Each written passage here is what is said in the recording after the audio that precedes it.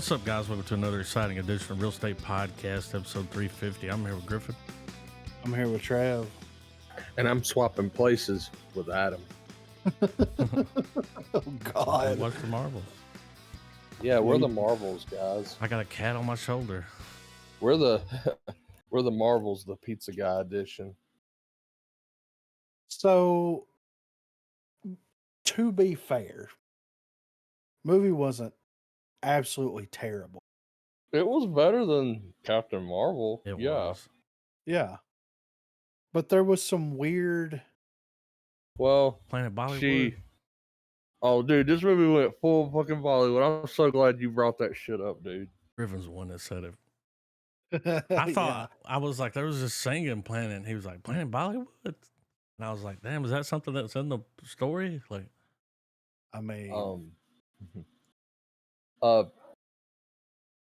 the movie, dude, I did roll my eyes, though, when they started that singing shit. I was like... She went full Wonder Woman, y'all. Yeah, she went full Wonder Woman. She consistently got so many people killed and left for dead. Yeah. Throughout, I just felt myself being like, there would be those moments where it's like, oh man, well, we was screwed it up her the or mission. was it the young girl? Well, both of them end up doing it. Like, it was her fault that everything was messing up. Like, because the chick would be like, I don't have to save you again. Yeah. It's like, hey, if you see Miss Marvel flying around, maybe don't use your powers, Right. And I haven't watched Miss Marvel, like the series. So I was under the assumption that she got her powers from the bracelet thing, right? Yeah. So why were they not swapping places with the bad guy? Like, I mean, she would technically have, because it's a pair. Mm-hmm. So her powers would have been, whatever photosynthetic or whatever chick said, photoelectric. I don't know, whatever she said, whatever Monica Rambeau said. I think they're gonna this is just my king of the nerd chalk up here. I think that because, obviously they explain that the Marvels are all connected because they're all have the same kind of power, but it's different for each one. Yeah, and it's all light based. Well, one of the things is like that axe or that hammer that one's got is Lady Marmaduke. It looks like it's synced into whatever, you know what I mean? Yeah. Well, that's the same thing that Ronan had. That was the same weapon that Ronan had that had the, basically, right? Ronan the Accuser, like, he had a giant hammer just like that, right? Yeah. Well, for a second, I thought it might have had the Power Stone in it. Well, I think the purple energy was coming from the gauntlet thing, right? Yeah. No, it was based in her hammer first. Well, and that might be their justification for the power, like maybe whatever, because they called it the ultimate weapon or something at one point. Maybe that was the reason why it had a very Dollar General weapon name. Yeah, and maybe that's why they couldn't swap places with her. I did here's what I'll say. My favorite part of the movie overall was when they were all three in the different locations. Like Captain Marvel was doing her. Well, they kept using their powers and swapping places. Yeah. So there was a fight happening in the house. Yeah. There was a fight happening in front of Nick Fury. You know what I mean? Yeah. That was kind of cool. You know what I mean? Like that was really cool. Those fights, the fights were interesting. The montage of them figuring out how to stay in sync while they're doing stuff. Those were fun sequences. Yeah. And obviously, when they finally go head to head with Queen shit, they fucking do their thing. Got a little bit of info here. That's called a cosmic rod. Ooh. The Kree Warhammer that was previously used by Ronan. Okay. Okay, so it was his hammer. Okay. Yeah. Cosmic rod. Here's one thing that I thought was weird was like they figure out that the next stop for this chick is the Bollywood planet, right? For the water. I was like, I Yeah. thought she was coming for their song and dance. Well, well, they show up and they're like, "Look, we got to talk about this. You're the princess, blah blah blah." But like, these dudes are going to show up and steal your water, and then they just do it, and then all the Marvels just dip out. Yeah, It was well, like, that chick hit the button and made them leave there. It was like, yeah, it's like, oh, so we're not even worried about like her husband and we're not all gonna go those back. Didn't you people. promise him? Yeah, like what is happening? She only here? kept one promise Yeah, right. Well, it's to like the it's like they're Kree. well, it's like they're mistaking Captain Marvel's like because the whole thing is she's an amnesiac. Well, like they keep weaving in and out where it's like, okay, she has memory issues. No, not really. It's apathy. Like that's Yeah, what right. it is.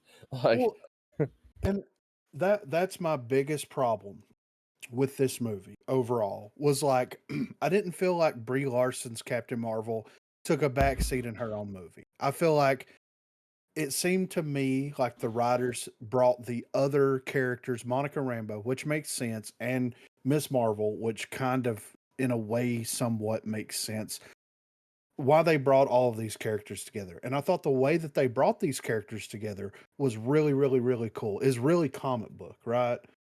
well, it was like, okay, so if we're, and I agree with all of that.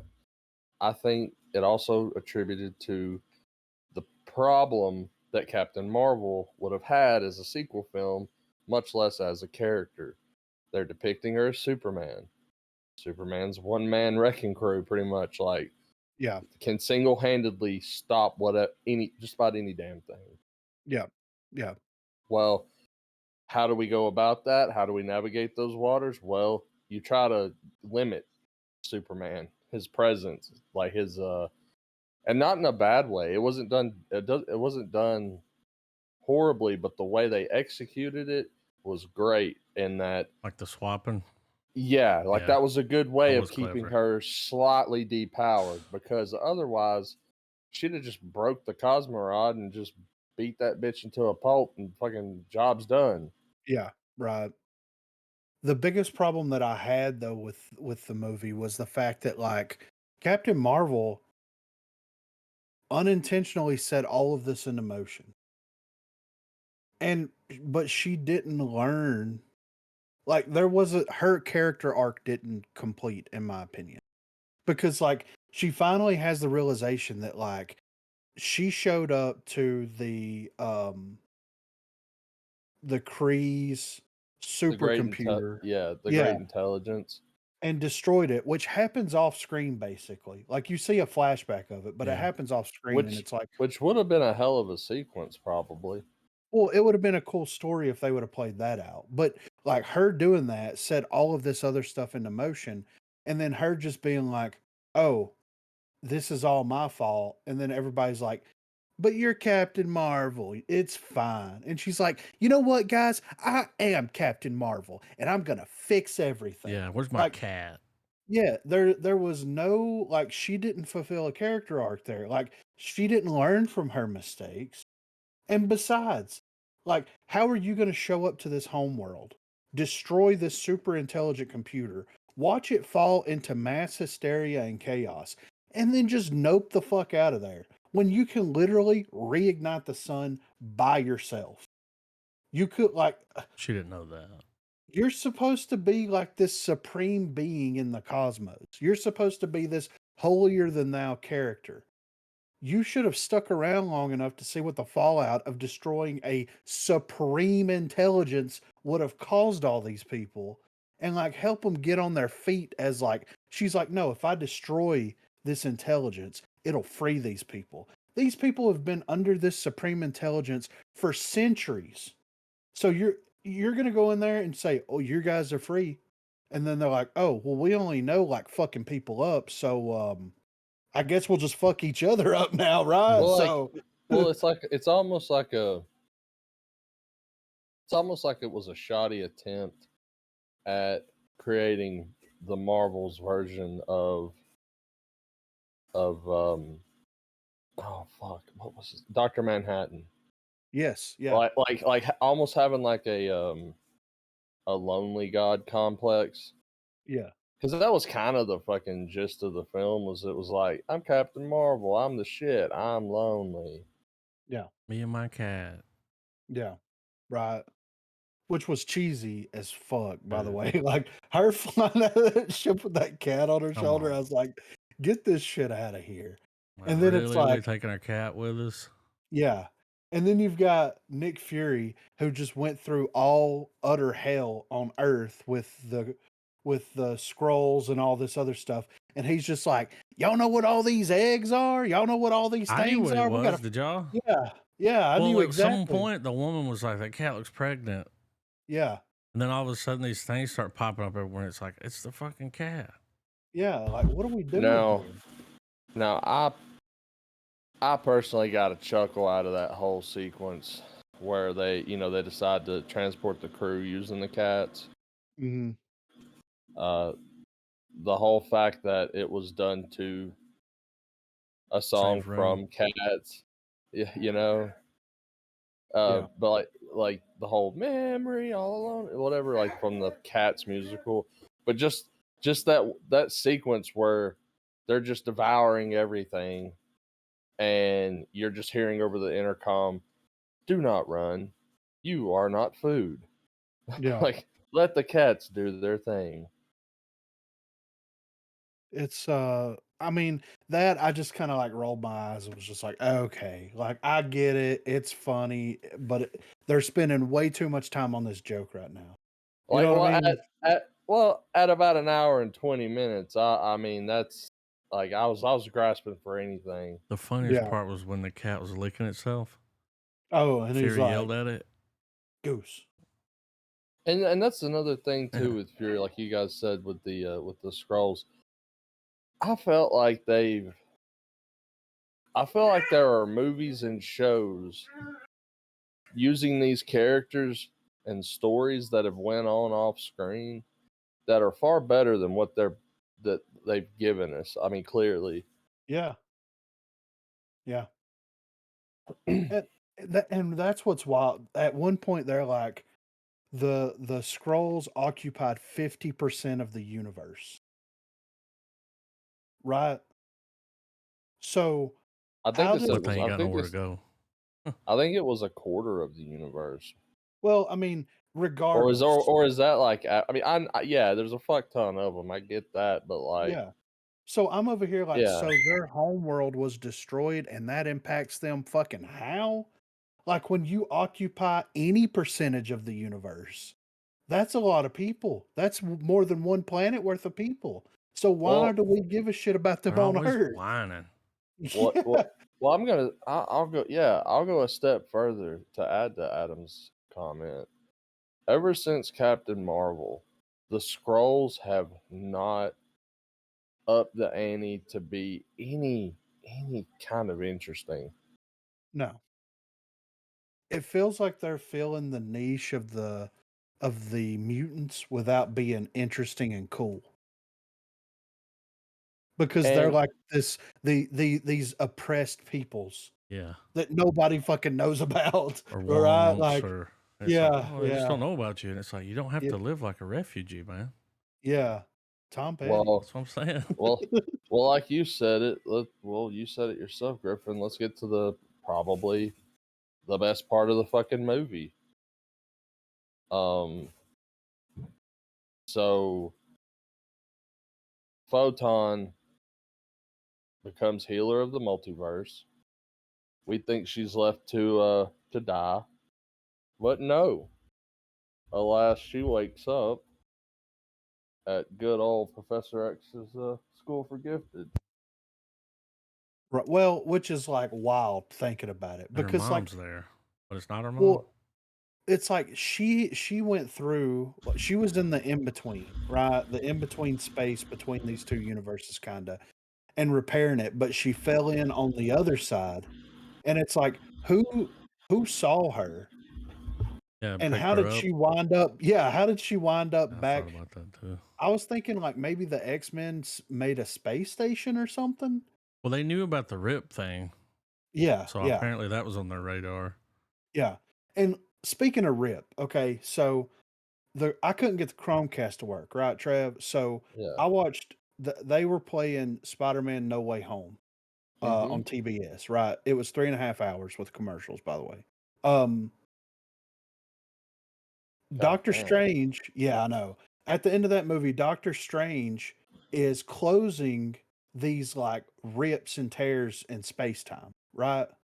Yeah. And then we've got we've got the Marvels coming in to where we've got Monica Rambeau. She's repairing rips and tears in the fabric of space time. So with this logic, why do we give a shit about the rips in space time when you have multiple people that are just easily repairing everything? Well, I think that's the thing. Okay. I feel like they're showing that the multiverse can be fixed, but I think the events of, obviously, Loki, uh, what's another one? Doctor Strange 2, where uh, oh shit, what's her name? She shows up at the end and she's like, "You're coming with me." She rips a hole in space time. America. No. The Charlize Theron's cameo. Oh yeah. I know what you mean. Yeah. I can't Um, think of what her character name is, but yeah. well, I think what this is doing is going to show you that by the time we get to Secret Wars and everything kind of collapses in on itself, so many holes have been ripped open that it's gonna, like it's Like gonna be these are just inevitable. band-aids. Yeah, like this isn't gonna They help didn't really fix it. because that's what's. I think that's what's gonna be the multiverse's Infinity War snap moment where everyone loses for a minute, Right. and it's gonna be okay. All these holes have come together. All right, well, what about Loki? Well, somehow fucking Loki can't fix it, maybe Yeah. Well, the because thing, or Loki just leaves everything alone because if he fucks with anything, it's gonna fuck it all up. So like, I mean, I could see where they don't even reference Loki at that point anymore. well, Although you I gotta, know that's a big, that's a big plot point in the actual saga. yeah. Well, you got to think though, like he's powering all these different multiverses. Like at points, even with him like controlling it the way he is, there's got to be some type of crossover somewhere. Um, in that regard. So I mean, it makes sense like how they're going to do like the Secret Wars stuff and all that with the multiverse and stuff come together. But like, she went in there and she knew she knew she was going to fall in between space and time, which would have realistically been nothing, because she would have either A, been able to come out of it, or B, would have found Loki. You know what I'm saying? So like she was going to be fine either way.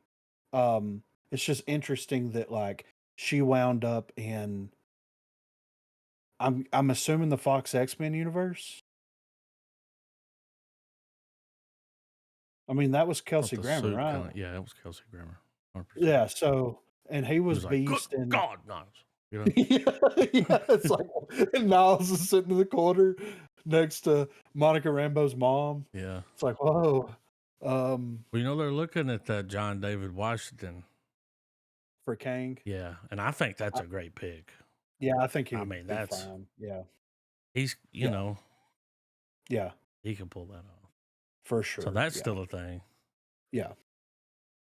But for the Marvels, I mean, I didn't hate it. I understand. Like, here's the thing: like going like completely like absent from like what the actual contents of the movie were. Like, it's the same situation as Black Panther. If you're going to purposefully go out of your way to specifically market and also target a specific demographic, and your viewer base is predominantly one specific thing and they don't go watch your movie, then you can't blame the consumers on that. if we saw, like I said, we saw it with the Marvels, we saw it with Black Panther. Now, if I would have went to the movies and watched the Marvels, and I went to the movies and watched Black Panther, but if I would have went to the movies and watched the Marvels, I don't feel like I would have been gypped. You know what I'm saying? I feel like I would have got my money's worth out of it just on those beginning sequences whenever they were swapping places alone, Yeah. and some of the other visual things, and that ending as well. They definitely helped her carry the. Like it was better because of the 3. Yes. And like I don't hate Kamala Khan's character, and I don't hate the chick that plays Kamala Khan, but I have a problem with them calling her Miss Marvel.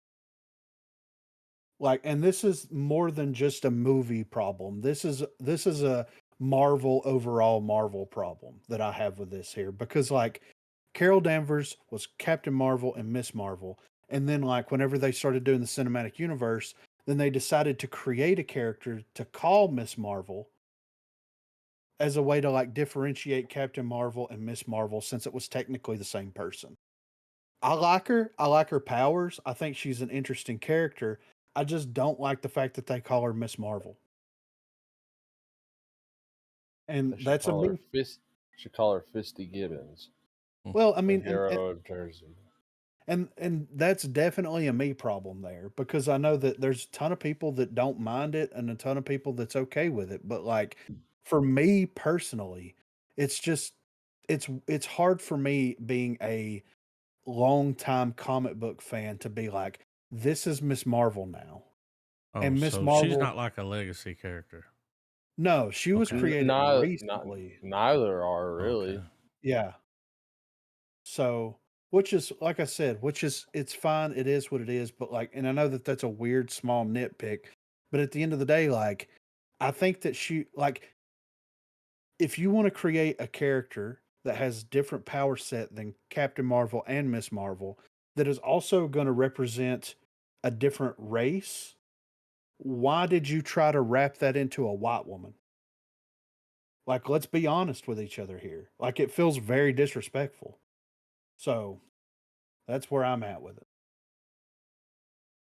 I think they could have come up with any other name other than, they could have called her Kid Marvel. They could have called her whatever. But like assigning her a name that existed previously by a different character of a different race and all this other kind of stuff, it's just weird. It's weird to me. They're trying to give her that kind of oomph, that brand association, but like there's, until the movies came out, there really wasn't a brand association there, you know? So, Oh, yeah, for sure. but that's my personal nitpick and gripe with all of that overall. But the movie, didn't hate it. I mean, I don't know if I'm gonna watch it again. I feel like I got everything I needed out of it that first I know what round, happens. Yeah. I mean, it served its purpose as another stepping stone film. Yeah. We certainly got those movies in the Infinity Saga. So it's to be expected.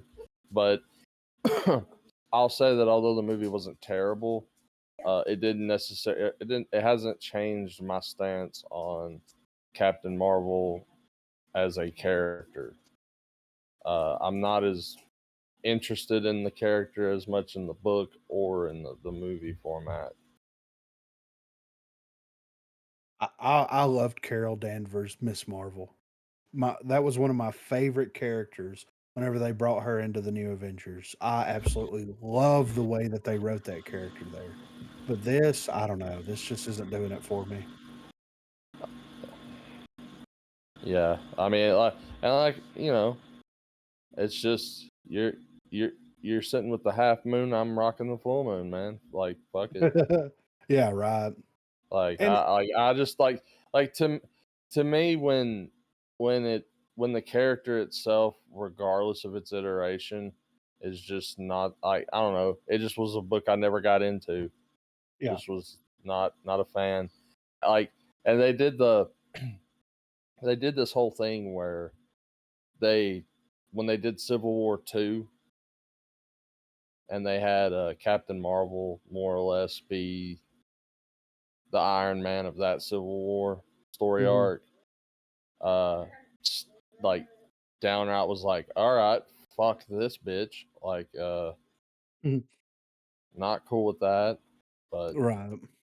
once again, it's one thing that I've always known, but the older I get, it's more like just, it's hard to care about the full adaptation anymore. And not just comic books, man. Like, it's slowly seeping its way into like all the other stuff. Because at the end of the day, if you enjoy the source material and you found yourself, deriving some sort of entertainment from said source material, no matter how many movies or cartoons or games or any of that other medium stuff that they shut out for the money, they can't fuck with the good shit that has already laid that foundation. Yeah, right. Like, they can absolutely butt fuck Lord of the Rings on screen from here on out. But we've got the Peter Jackson films, fortunately. But at the end of the day, we still got the works of Tolkien. So Yeah. Last thing though, I thought it was kind of odd how the villain character, like they tried to make the villain this more sympathetic character where like planet's dying, she's trying to unite. that's the classic Marvel villain formula, man. Well, yeah, but then like she doesn't even like she has the conversation and then Captain Marvel's like, "Well, I'll reignite the sun." And then she's like, "Now I want the bracelets and I want to go Super Saiyan." And they're like, "Well, you can't handle that." And like, "Why is this coming up But the all of a other girl could sudden?" handle it. Yeah, which is like, okay, yeah, and I mean, Did you notice whatever, you know. that? I Yeah, was I like, I mean, don't know if I put that on. yeah, I'm Mm-hmm. You just saw what it yeah, did that other chick. We'll see. It's She's already got the light. You know? yeah. Well, yeah, well, at the end of the day, now we can go. Why does that happen? Because Loki. And then yeah, they took it back away from her. yeah, right. Notice at the They're like, end you she didn't can't have it have no more. It was that. like, oh, you can't have Yeah, both. yeah, Your grandma There's didn't send you this one in the mail. yeah, they're like, you don't even know which one's Nana's now, do you? yeah. Yeah, take your But it wallets was over there. it was just weird that like she's just gonna have a complete villain shift. Like, I don't know, like that to me was kind of weird. Because they could have set this character up to be like another part of the council of Marvel, if that makes sense. Because you know how like whenever you see everybody talking with the holograms, you always have like Captain Marvel's there, and then you'll have like somebody from Wakanda will be there. You'll have the different, you know, quote unquote leaders or Illuminati, if you will, of like the Marvel universe. It would have been cool if like she come to an agreement with Captain Marvel. They're gonna like work together to try to like restabilize their society and everything. And then she becomes like one of the biggest allies to not only like the earth and humanity, but also like the scrolls and everybody else. But no, they just like, oh yeah, this is a Marvel. We got to kill her, right? Like obviously. It was just weird. They could have had a full redemption arc for this character. Like a complete redemption arc, but they just didn't like I mean, she stole an atmosphere. Some scrolls died. Stolen She ocean. She allegedly stole an ocean. We didn't even see the ocean fully get stole. Killed those people, maybe, don't know. It could have been stopped. I don't I know what mean, happened. They just kind of wrote that enough off. water to go around. Yeah. So it's just like like her crimes were kind of justified in a weird way to where she I could have mean, redeemed herself. she had to do all this because Danvers killed the AI, right? So once they Well, lost their AI, they lost everything. yes. Their society They weren't plunged smart into enough to civil save war. water and Yeah, yeah, yeah, breathe yeah. air and okay. Yeah. Predictive programming. Yeah, for Um, sure. yeah, so, but it's just, it was weird. Like when you saw the dude from Guardians 3 die, like whenever you saw that character, you wanted him to die. You know what I mean? Yeah. Like, you're like, "They have to kill this dude." But this character, I'm like, she's doing the right thing she's doing the wrong thing for the right reason. You know what I mean? She's trying to save herself and her society, her world, and all this kind of stuff. Like, there's a middle ground that could be met here, but it's just like, no, let's just throw that shit out the window.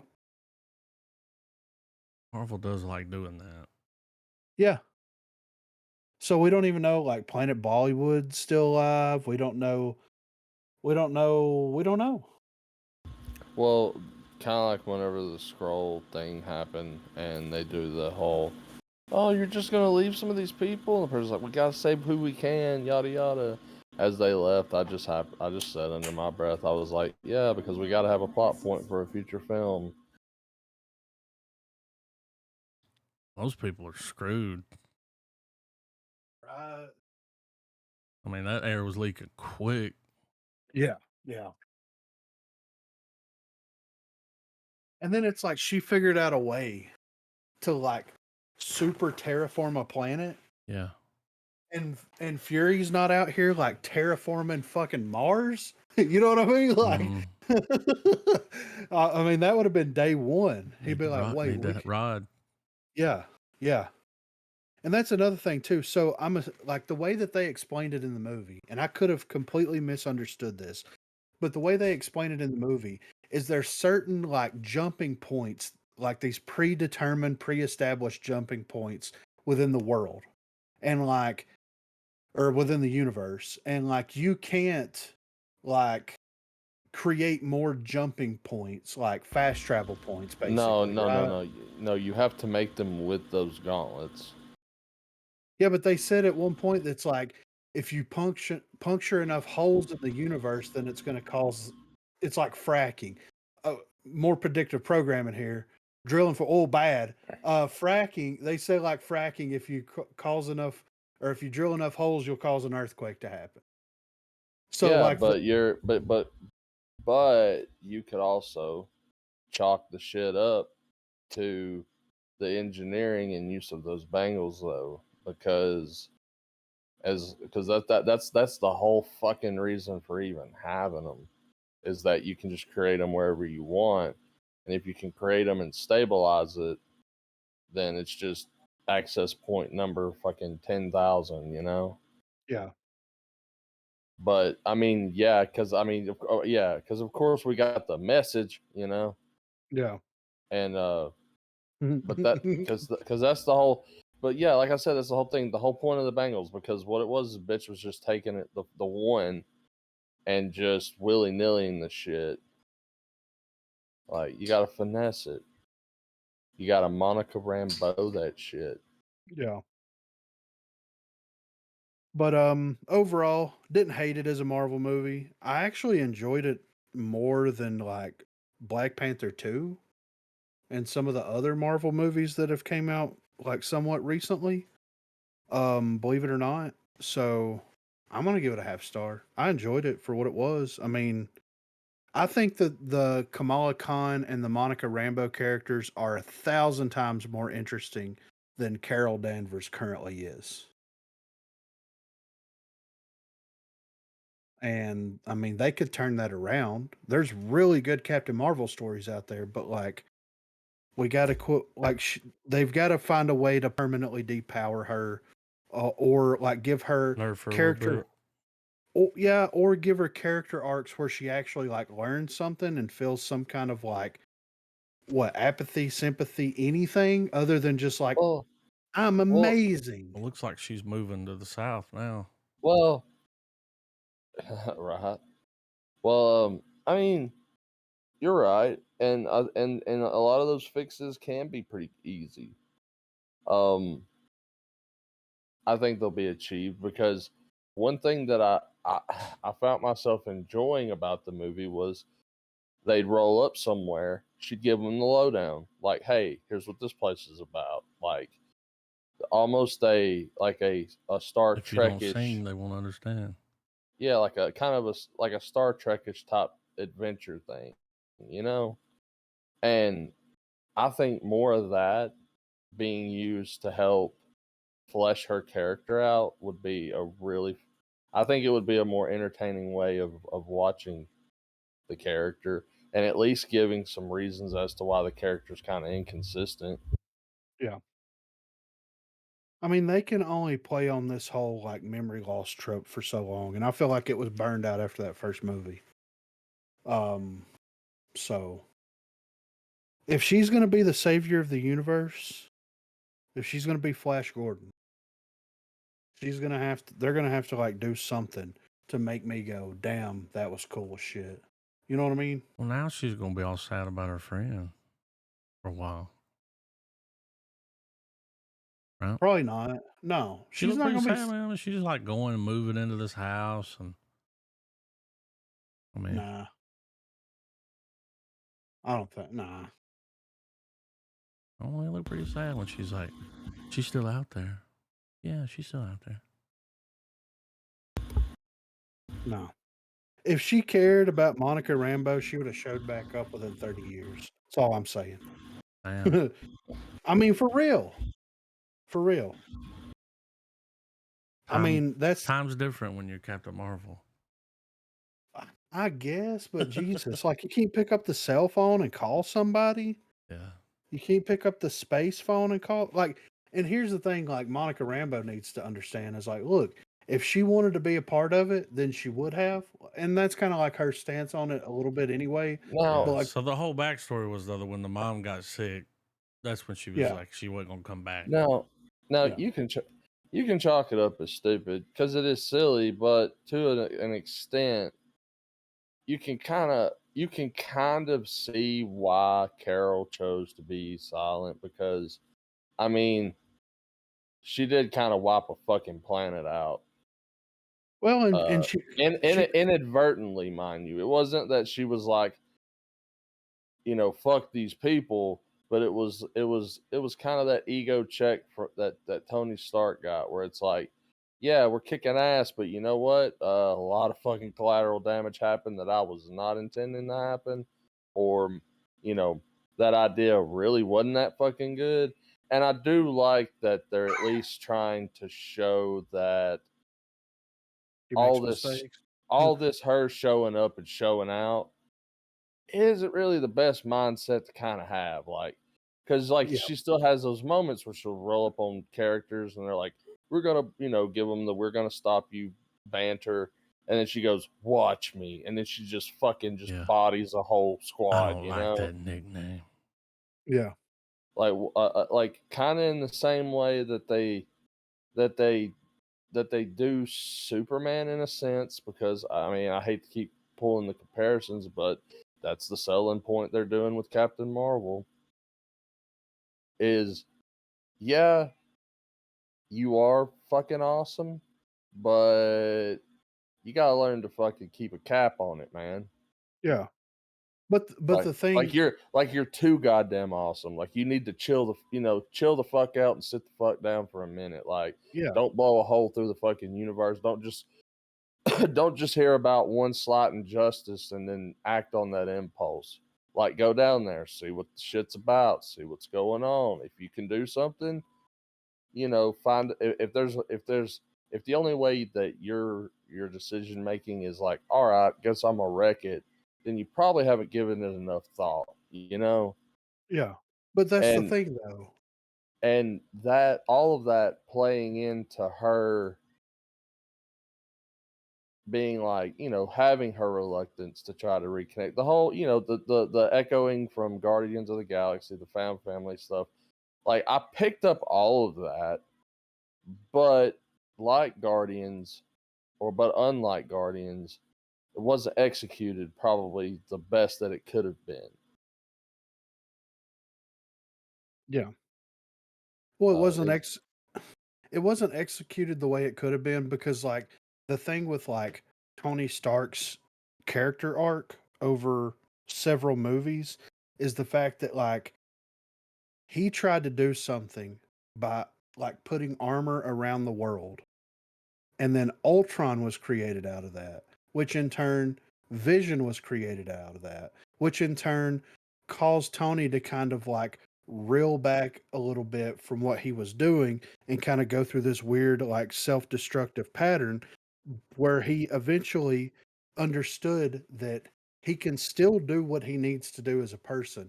He Well, understood the mistakes that he made and he learned yeah, from those.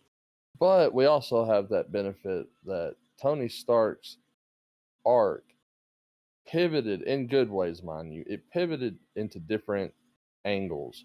He went from that, absolutely, but it furthered on into him becoming okay. Like there's that exchange that him and Cap have in Civil War, where he's like, "You're not the guy that's going to lay down on the line. You're not going to be the one that's going to sacrifice himself for the greater good." Well, that kicks off the arc that concludes an Endgame. Mm-hmm. Like he has the full arc where he does become the Steve Rogers that jumps on the grenade. Yeah. And and and just Captain Marvel's character just hasn't had enough screen time, and that's the most benefit of doubt that I'm going to give the character. Because if you're going to have like a super cosmic godlike being, and especially if you're having such a rough start on the writing aspect of that character, with such a big franchise that the MCU is, I'm willing to tag along and see if they can fix the character and get and turn her into maybe Marvel's. Because if I think about it, Marvel hasn't really had a deconstructed character. I mean, there's characters that borderline it. Yeah. But at the end of the day, they're pretty like they're complex in their own ways, mind you. But they all can be summarized up in one sentence. Yeah. And I think Captain Marvel could be their first attempt. And even though it would be heavily ripping off Zack Snyder, I know, and I know there's a big chunk of the internet that does not want that, and a big chunk of it that doesn't give a fuck. But I feel like a good way of salvaging Captain Marvel is to make her deconstructed, make her as heavily flawed as she is, and build that up into something better. Make her be the Captain Marvel. Make the story of her on screen be like her becoming the character people know from the books. Yeah. And Hopefully. maybe even trying to go from, you know, I don't necessarily want anybody to lose their fucking job, I guess, but in the event that say, Kamala Khan's character dies in the multiverse collapse, because that's gonna happen. We know that. Like there wouldn't be like none of this shit would be kicking off if like something wasn't gonna go fucking ass fuck wrong. So when that inevitably does happen, that's gonna be a way to thin the roster down. Okay, what characters worked, what characters didn't work, who should we keep, who should we lose for dramatic effect for the story, things like that. And maybe find a way to get Captain Marvel to the, the to your version of the essence of the character, Right. Well, because I thought it was working. I thought Snyder was doing very well with how he was doing that with Superman. Like yeah. like we were gonna like by the end of it all, we were gonna get the Boy Scout. Everybody kept bitching to want. Yeah. Hopefully Marvel will do that. I think that there is absolutely a possibility for them to have a character like that, but the real question comes down to, and I mean this is just reality speaking. The way that they've portrayed her so far is proud woman, do no wrong. Are they going to stray from that narrative? No, because it's Disney, Griffin. No, Okay, but so that's one of those like all of that. I file that under goes without saying, man. yeah, Like but you all that heavy handed feminist fucking girl power shit is like that's not going away. I mean, it's gonna always be there, and especially with Captain Marvel, like that's the stuff that like I realized walking out of watching it the first movie, not walking out, but walking away from watching the first movie, it was okay.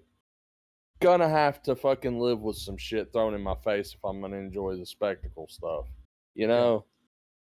So with that being said, we're not gonna get that.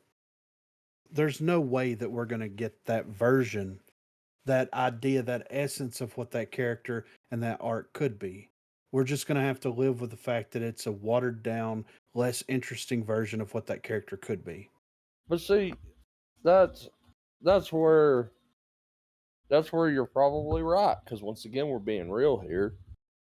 But at the same time, there's hope that anything can get turned around with the right writer. Like what we need is we need someone who does enjoy the character on that level. Yeah, maybe don't give them the director's chair.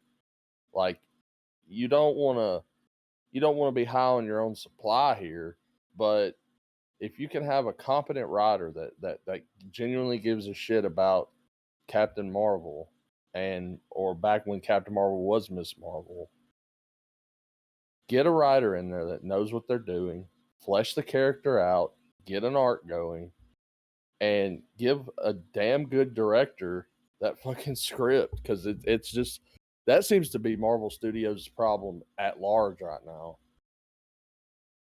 Yeah. So I mean, we'll see. I mean, at the end of the day, it's going to be what it's going to be. It's just like, I don't know. I like more complicated and more complex characters. I think that's why Wanda works so well. Yeah. Um, And see, Carol's character arc is lacking that right now. Absolutely. They brushed on it with the whole great intelligence stuff. They brushed on it with the all that shit, but there wasn't enough of that. Yeah. But on the one hand, I liked the spacefaring, planet hopping adventure shit. Like that's my jam. That's about as cosmic Indiana Jones as you can get, Yeah. And I'm down for that kind of shit. But there just needs to be a writer that cares enough about that character that can balance both of those, because I think both of those approaches can be done and executed great. And really, not a lot of change is going to happen in terms of Brie Larson and how that whole stuff like pans out, because the woman can act. She just like any actress, they need a damn good director that knows how to work with them. And maybe maybe they had a great on-set relationship. Maybe that was all fucking roses and daisies. But if everybody's high on their own supply like Marvel likes to do, then you're not going to see those takes or shots or moments of dialogue in the script where it's like, hey man, this fucking sucks, get it out of here, make it better. Or hey, this part could be better, but what would be better for this character and how people know it and the fandom that's going to be having their eyes on it, you might want to do it this way. Well, I think if that's ever going to happen, it's going to happen now. And the reason why is because the absolute box office failure that was the Marvels could could be the thing that pushes the characters into a new, more interesting direction, or they could just double down on what they've got and it'll be what it'll be. Yeah. So, And yeah, or just pause. Like my thing is that I understand with these planned franchises, it's to utilize these actors that get cast in these roles to their like optimizing their use, their time, their age. But you know, I I kind of don't care about the consistency of the actor anymore. I mean, yeah, there are those actors that do a role so well, you're like, that's them. Yeah, you can't see anyone else being Iron Man other than Robert Downey Jr. Sure. But I mean, we've had 3 different Hulks, or 2 actually. And I'm still down to watch Hulk. yeah. It didn't turn me away that they cast Mark Ruffalo. No. So I mean, doing the recast thing letting movies cook, letting them, letting people, let a team get formed around them that's gonna make these movies like not just good, but like memorable good. You know, Yeah. because you can make it. Anybody can make a good film, but making one memorable, that's the hard shit. Yeah. Absolutely. But yeah, I'm gonna give it a half star.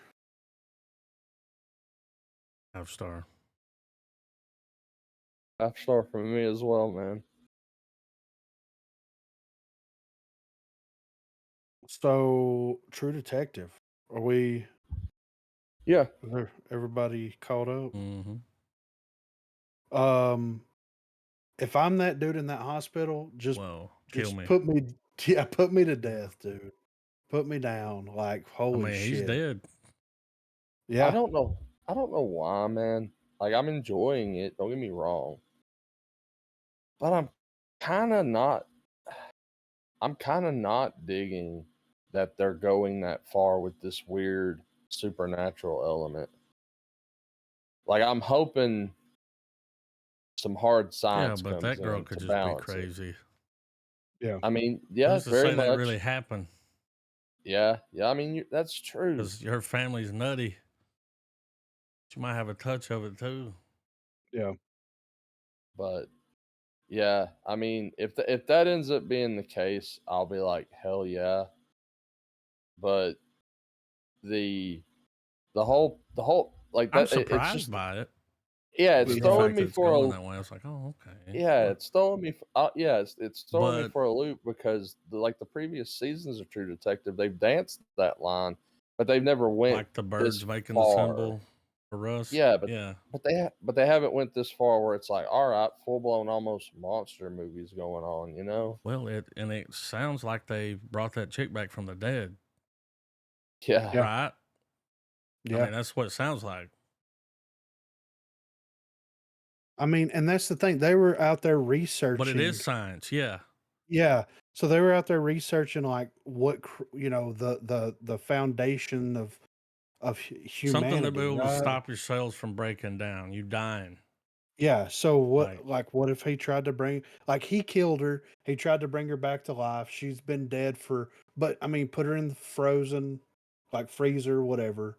Try to bring her back, and then then we get like flatliners, Lazarus Project type stuff. You know what I mean? I mean, those dudes yeah. were terrified of something Yeah. to die Yeah. like that, all piled up on each other. I was like, why Yeah. I is mean, his they, dick perched up on his balls like that? yeah, all right. Like these motherfuckers are straight shook. And the dude was like, they didn't die from the cold. Yeah. Like they didn't freeze to death. I mean, dude, and like the second episode, when dude just casually just breaks that motherfucker's arm off, and he's just like, just fucking freaking the fuck out, you know? Yeah, it caught Yeah. you out of nowhere, didn't it? Like, Yeah, that was like true. Like this show, regardless of the story or season, they always have that moment where that happens, and you're like, what the hell? the way that he screamed Yeah. was creepy. Yeah. Oh, the way he was acting when they go in that hospital. I didn't think they were going to show that because I was like, man, there's 4 minutes of this episode left. Yeah. It's Right. like, oh, we got the reveal. Yeah. What's up with the fucking dad, though? Do you think he's in on He's whatever's something, going on? something's, he's got something to hide. Yeah. Now, clearly, he's one of the good old boys there.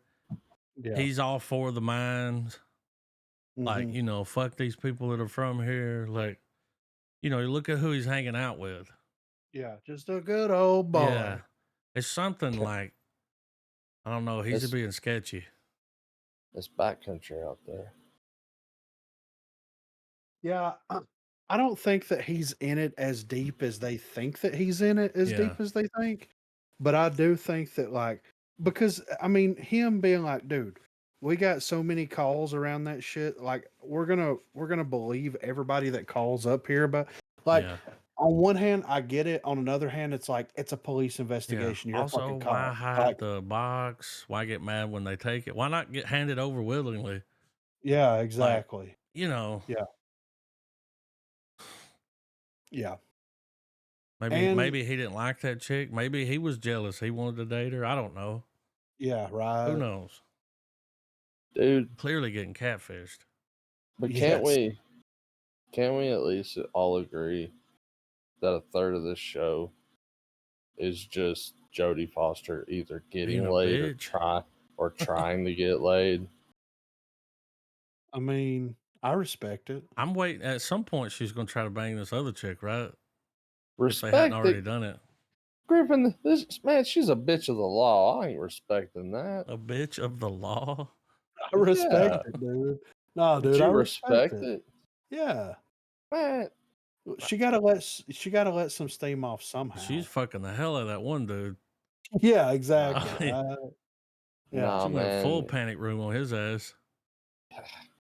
She went panic pussy on him too, man. Like fucking.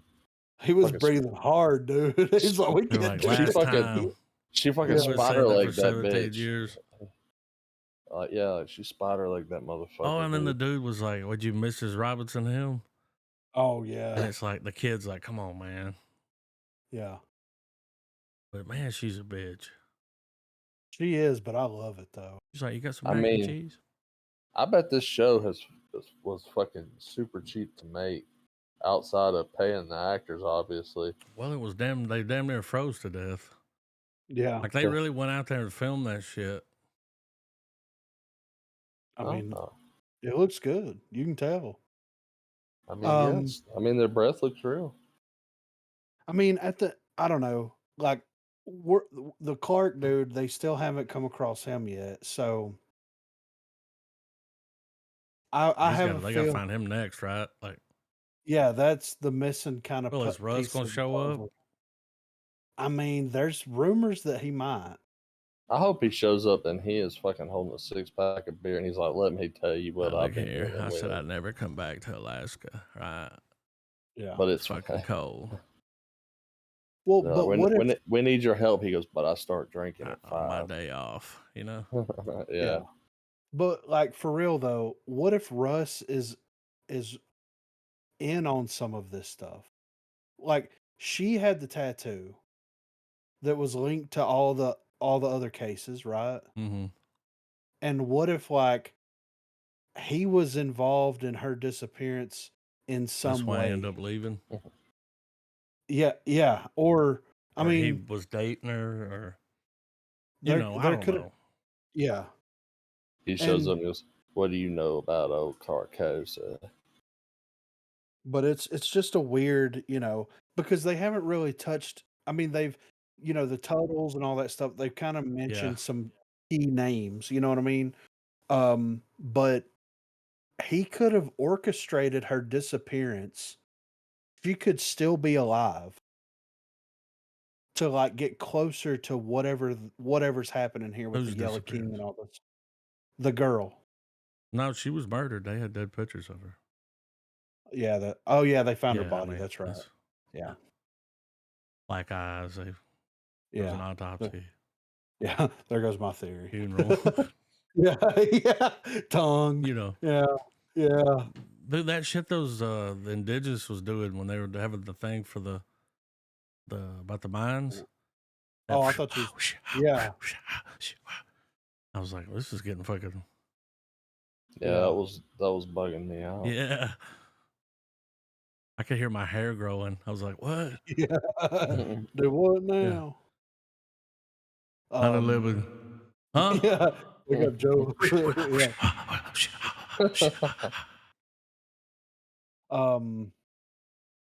There's only what, 3 episodes left?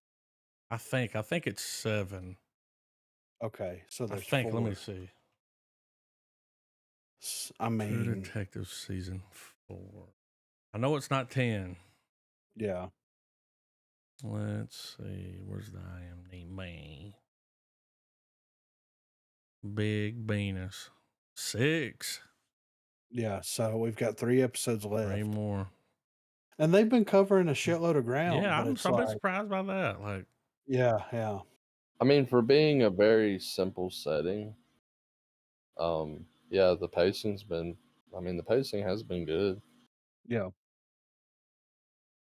I don't know. Maybe I'm I'm surprised you ain't really digging the story. Well, it's not that I don't. It's not that I don't dig it. It's just I'm just. It is different. Yeah, I just it's not. It's I not mean, it's getting a true little Blair Witchy. detective. You know what I'm saying? Yeah, it's not. It's not the true detective I'm familiar with. yeah. Like, yeah, there are similarities. You know, you got a weird unsolved murder. You know, Well, you it's got this the is a sequel to the first season. So, like that. That's for real. This is oh yeah, legitimate. this is Yeah. connected. Yeah. Yeah, that's real. Yeah. This is a sequel. Travis Cole is Russ Cole's dad. He talks about it.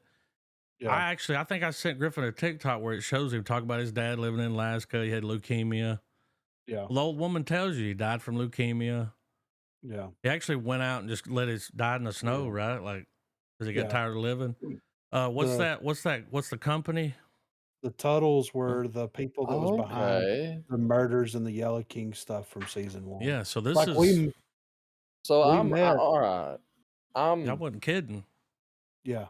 Okay. Like, well, We yeah. I don't know. I think I need to go back and watch episode 1 again because I felt like some of the stuff I saw was just them being like, "Yeah, this is the stuff you remember, right? Like, wasn't that cool? Well, this ain't it." Well, I've like seen the things where people like go back and show him talking, then they show, Yeah. Yeah, because people I have saw already like the connected everything. okay, because like Yeah. I've seen where there's like like those tattoos that those are all Yellow King symbols. Yeah. Well, and they claim that Um woman was like that symbol's older than everything here. yeah. It's something from out there in that ice. Yeah. Well, if you well, dude, that I just had a fucking just epiphany, man. The whole okay, hear me out. I think Adam just called it earlier. I think Chick is just out of her fucking mind and seeing all of it. And it's just something genetic in that family. Mm, Because remember, the end of season 1, dude, Russ walks out and he sees that fucking crazy ass thing in the sky, dude. yeah. And he almost has like a mental breakdown, pretty much. Yeah. Like, I mean, I'm not saying that's the definitive proof or anything, but like, I think that adds even more to. But it really does sound like they brought this chick back from the dead. Yeah, it does, right? I mean, So whenever the at episode, he's like, she's awake. yeah. So the Total Corporation that they talked about in season 1 that was kind of like the shell corporation behind all the shady shit that was going on is the same company that's financing the research lab. And that research lab's been out there, they said forever. I mean, Yeah. long Yeah. time, 30, 40 Yeah. years. So, and it could be like somebody just freaking out, blah, blah, blah, blah, blah. Or it could be some like weird, like Cthulhian type thing that they found in the ice. Like there could be more, it Or could get something they real found and weird. thawed out that, Yeah. and if it was frozen and Yeah. they had all this stuff to bring it back, they could have. But remember that first episode, you see something walking Yeah. Yeah. in there, Yeah. like something was coming for them and it was moving real slow. And Yeah. And then whenever they go back, whenever the delivery driver shows up, there's somebody in there walking around, yeah, which I was assuming was Clark, the Clark guy. But I mean, it could be anything at that. yeah. You know what I mean? It could be the ghost or a ghost. It could be her reanimated bullshit. It could be some fucking creature, some fucking Lovecraftian fucking being. Like it could be like for real anything at this point. And that's the thing about True Detective is like they keep it so well grounded in reality, but they could go off the rails at any time, and I would be like, "This makes sense," Yeah. like, Checks out. yeah, this sounds I mean, about we're in right. Alaska after all. Yeah, Sun's I been think down so for a week. yeah, I guess I wanna I'm waiting for the big reveal of more the shoe drop. info as to more of what they're trying to do out there. Yeah. Well, and the kid researched it, and Yeah, he they was like, explained what the "We company was don't." doing. Yeah, they're like, all they know is they were trying to find the Well, the teacher root told her. of human life. Yeah. The roots of human kind and Something human that we could life. use to stop aging. Yes. Well, like more stuff that like maybe they've like, because there's like with these type of stories where it's like, okay, a research facility gets ambushed by sci-fi entity, or Kind of like The Thing. for realism, or Kind of got for a Thing realism vibe, in right? this regard. Even that blob of Oh those yeah, people, that kind of yeah, looked like The dude. Thing. Like that's what it had. I keep forgetting we get to talk about the second and third. We're on the. I just want it to. I guess I don't know, man. I guess maybe I'm waiting for it to go off the deep end and stay there. I guess That fucking right ending was now, pretty fucking deep. yeah, Like, yeah. I mean, we're Your definitely Bob's waiting on you. we've definitely got our Whoa. yeah, like we're sitting on the dock, got our feet in the water. I'm just ready Yeah. for the plunge. Is she gonna tell Danvers that happened? No. Wow, we've watched double Danvers Yeah. today. Double Danvers. Just realized that. One's definitely way better than the other. Were they both named Carol? No. No. It's a punk band called the Damn Danvers. The goddamn Danvers? Yeah, dude. I don't think that she's going to tell her at all. I think she's going to keep. She probably thinks that it wasn't. You know what I mean? Like It's just crazy. the goddamn Danvers would be. It would be fucking just videos of Jodie Foster getting railed to, you want it all, but you can't have it. What if she tells her sister about it and her sister goes off the fucking rails again? I think she's going to end up killing herself or something. Yeah. Or she winds up dead because the sister's fucking dicking around with all this stuff. And that could send the sister off, or the chick off the rails too. That You know what I clip of their mean? mom screaming. Yeah, I was He's like, what the coming, fuck? Yeah. I was like, who? Yeah. That would have been. it's I'd be like, who? It's like Slenderman shit. Yeah. they've been able to cast the best like people to do blood curdling screams. Yeah. I hate the Pearsons. Mm-hmm. Hate them. Yeah. Like I'm starting to look past them. She's doing a pretty good job. Oh, she's kind of growing on me, yeah. But I'm like, with the fucking. And why don't the kids, the young kid that's married, got the kid, like, give the kid a break, man. Like, why is everybody in everybody's ass? Like, I know, right? You know? Yeah, I know. It's like, because, dude, imagine though, like you live in the middle of fucking nowhere. You can't fucking go anywhere. Better. Internet's probably shit out there. Yeah, the only thing you got to do is bitch about some shit. And then something exciting like this happens. So of course, this is the biggest case they're gonna get. Yeah. He brings his cousin out there, which is a vet. Yeah, he's like, I got a guy. How fast can you get him here? Yeah. She's like, you sure you don't want to do a little bit of something? He's like, what? It's like, nothing. Never mind. Yeah. Ask the question. Yeah. I like her process. I like now that we know why they quit working together. She's like, whenever we got there, he was dead. It's like, she shot him. Yeah. She who did it show who shot him? No, but that's what happened. The tall chick. Yeah. I can't think of her name. Yeah. Rodriguez, not Jodie Foster or something. Yeah. Something. It's something. But whenever they got there, she's like, she freaked out. You know, she went AWOL. It was like, but the guy was dead. And it was like, she killed him. Yeah. She definitely shot him because she's a loose cannon. Yeah. Because he was awake. And he was just like, yeah, what's up? Yeah. I got this gun, bitch. So she covered for him, was like, I'm not working with you anymore. Yeah, you're done. Like, I motherfucker deserve to die. I'm cool with that, but we're done. So they got a history. Yeah, a little bit. But yeah, I've really been enjoying it so far. And I'm interested to see like what, you know? Well, like the chick saw a kid running with the polar bear. Oh yeah, And yeah. that was Jodie Foster. Earlier, we saw her sitting there, and that's why she didn't want to hear that song. I think that's why that song was playing. Yeah. Like, you know. Yeah. But she's already tripping. So far, we haven't seen Jodie Foster hallucinate. Yeah, I think with us being whether it's a 6 or 7 episode run, 3 more. I still think we've got plenty of time for maybe a few more questions to come up, and then we start getting some payoffs. You know, I think in the next one, it's gonna. Yeah, I think Yeah. It's Clark's gonna have to show hit high up. gear. Like, Yeah. yeah, 3 more hours. Yeah.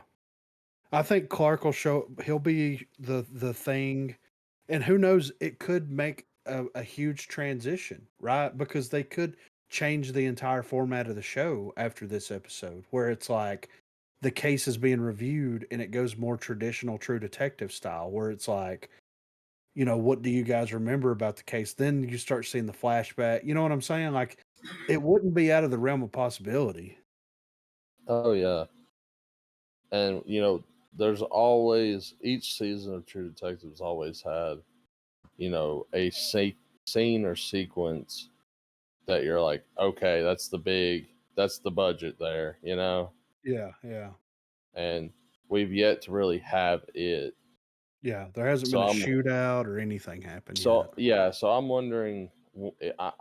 I mean, in the way it's going, I wouldn't be surprised if we get an episode where maybe it's a realization that Chick is hallucinating a lot of this stuff, and we just have just one episode that's just a total fucking mind bender. Yeah, I'd be cool with that. That would be kind of a cool, subtle way of doing it too. So, Yeah, like have the episode start or something with, you know, business as usual, shit's going down, questions are being raised, but there's a switch in that first 10 to 15 minutes where if you're paying attention, you're like, oh, that bitch nodded off. And then by the end, it's like you wake up and you're like, oh, fuck, this bitch is tripping balls. That's what it is, you know? yeah. But it's, I would, so far, it's, you know, it hasn't necessarily topped 3 yet. I don't know why.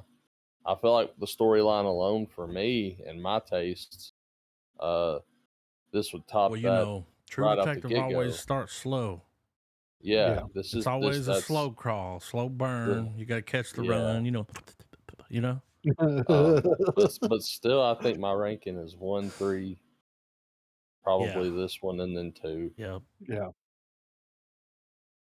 Yeah. But I am excited for the next episode. Me too. Like I wish it was out. Yeah, I'd watch it all if it was all And out. you know, Yeah. I feel like season 2 doesn't get a lot of love. It's not bad. Yeah, but that's the thing though. We're picking which like tarnished bar of gold we want. It's all gold. Yeah. Yeah, you know? exactly. Yeah, right. So I mean, but I got a little bit of movie news here if y'all want to peep this real quick. So Universal's Dark Universe resurrected in an unexpected way. I saw this. So when it comes to ambitious projects that fall at the first hurdle, Universal's planned Dark Universe of reimagined Universal monsters is up there with the most disappointing and costly. Originally kicking off with The Mummy in 2017, the Tom Cruise movie was such a catastrophe that the entire planned universe crashed down in its wake.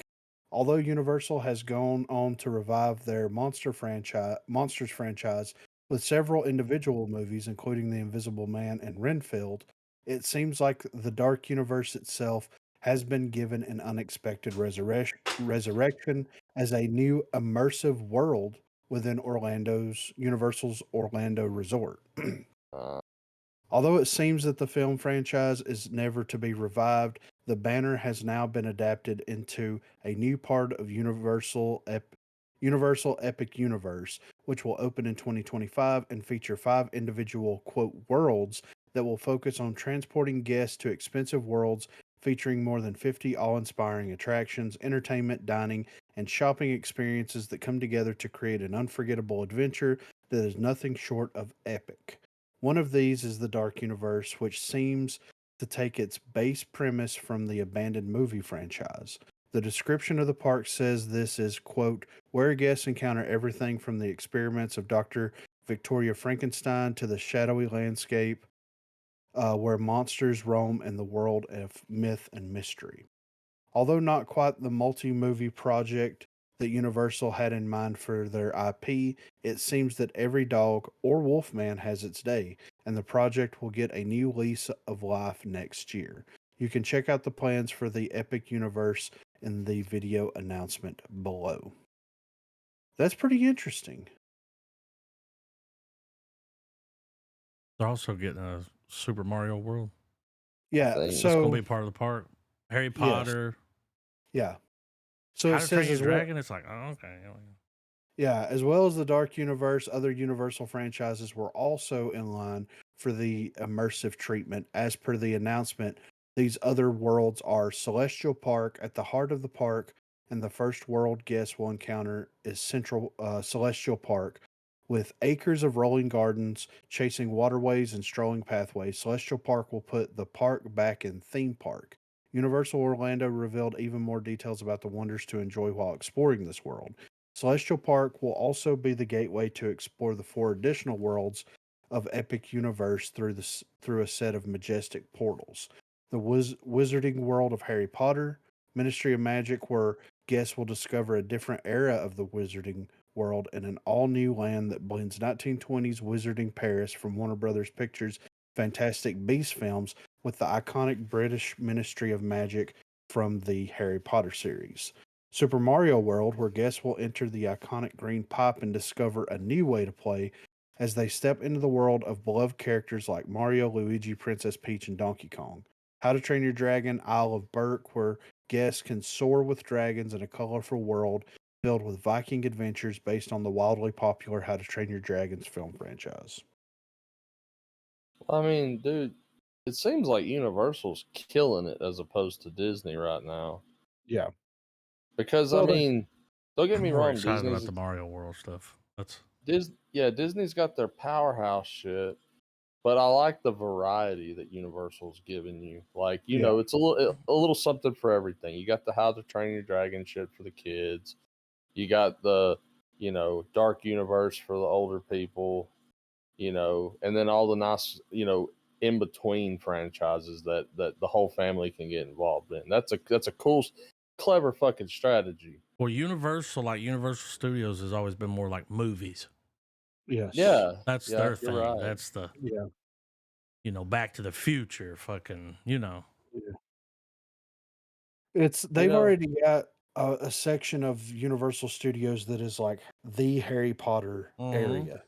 oh Been yeah, there, did that, the whole 9 got yards. the They fire breathing dragon that comes out. Yeah. At one time they had Simpsons. Yeah. Apparently that's gone now, Yeah, they shut that down.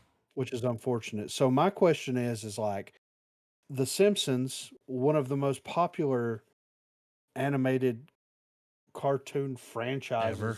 in the world, yeah. They shut that down. How long will the Dark Universe last? probably not long. I see it being a limited thing I'm gonna give it because 10 years. Yeah, I was gonna say it depends on how long it takes them to build it. I mean, they gotta. Yeah. well, because you know, had the cinematic universe kicked off more, I'd say probably longer, especially if the films had been successful. Yes. But bringing it back to films, which is obviously like the selling point with Universal, like y'all said, I've always thought the biggest mistake they made is not necessarily like they didn't establish a tentpole character that the audience is going to ride this whole wave through. And I've always felt, and maybe I'm biased here because of the old Hugh Jackman movie, but they should have brought in Van Helsing. It should Yeah. have been through his perspective. Yes. I agree. Or and I mean if we want to really not reinvent the wheel for shit. Go fucking Dark Universe Avengers with it. Have Van Helsing. Have Jekyll and Hyde. Kind of let him be the loose cannon, and then figure out something with, or just have it to where Helsing gets introduced. He fights Dracula. All right, he's doing something. He's out and about. Bring in Frankenstein. Then bring in Jekyll Hyde. Then bring in Invisible Man. All those different things. Yeah, I think that they would love to do that, but then they would get sued out of their minds by the League of Extraordinary Gentlemen. Well, I mean, well. First off, Alan Moore would have to turn his head and go. Well, he would actually have to give a fuck about his work again, which he doesn't. right. So I don't think that'd be too much. I think other people who have money in that IP would absolutely do that, though. Yeah. But I mean, no, just have just a good central character. Hell, if they wanted to make it fresh, they could have even pulled a Mortal Kombat and make an entirely new original character and thrust them into this world that we already know and just go bigger and better with it. Well, like the Mummy may have failed, but the Last Voyage of the Demeter fucking slapped, dude. Yeah. Hard. Like, I mean, fucking hard. Brought it man. back. Yeah. So that stuff, it's not dead. No. And here's the thing too. It's like we were talking about. It's like with the film franchise not being there to kind of back it up and to like drive people to the park itself, they could have in the pipeline. It's like, let's build the park. Or at least this section of the park. Let's see how well it does. And then we may be able to come up with something better in the long run. And I think that like going from that approach where you have like Van Helsing, you remember the Brothers Grimm? Yeah. Like it would be interesting if like instead of it being the focal point of the monsters, then why don't they either A, have it be the focal point of the riders experiencing these events and they're like, writing about it. Yeah, like kind of take a twist to where the author's books were more testimonial than fiction. Kind of like the Last Voyage of the Demeter. Yes. I really, I would have never guessed that taking a section of a book and making a movie out of it would work, but that movie proved me wrong. Worked. Yeah, right. And they might be a sequel. I mean, we'll see. Or they missed the biggest opportunity in the world right here. This would have been the perfect time to use the Mummy still as the jumping off point, but bring our boy back. Oh. Bring our boy back. He'll do it.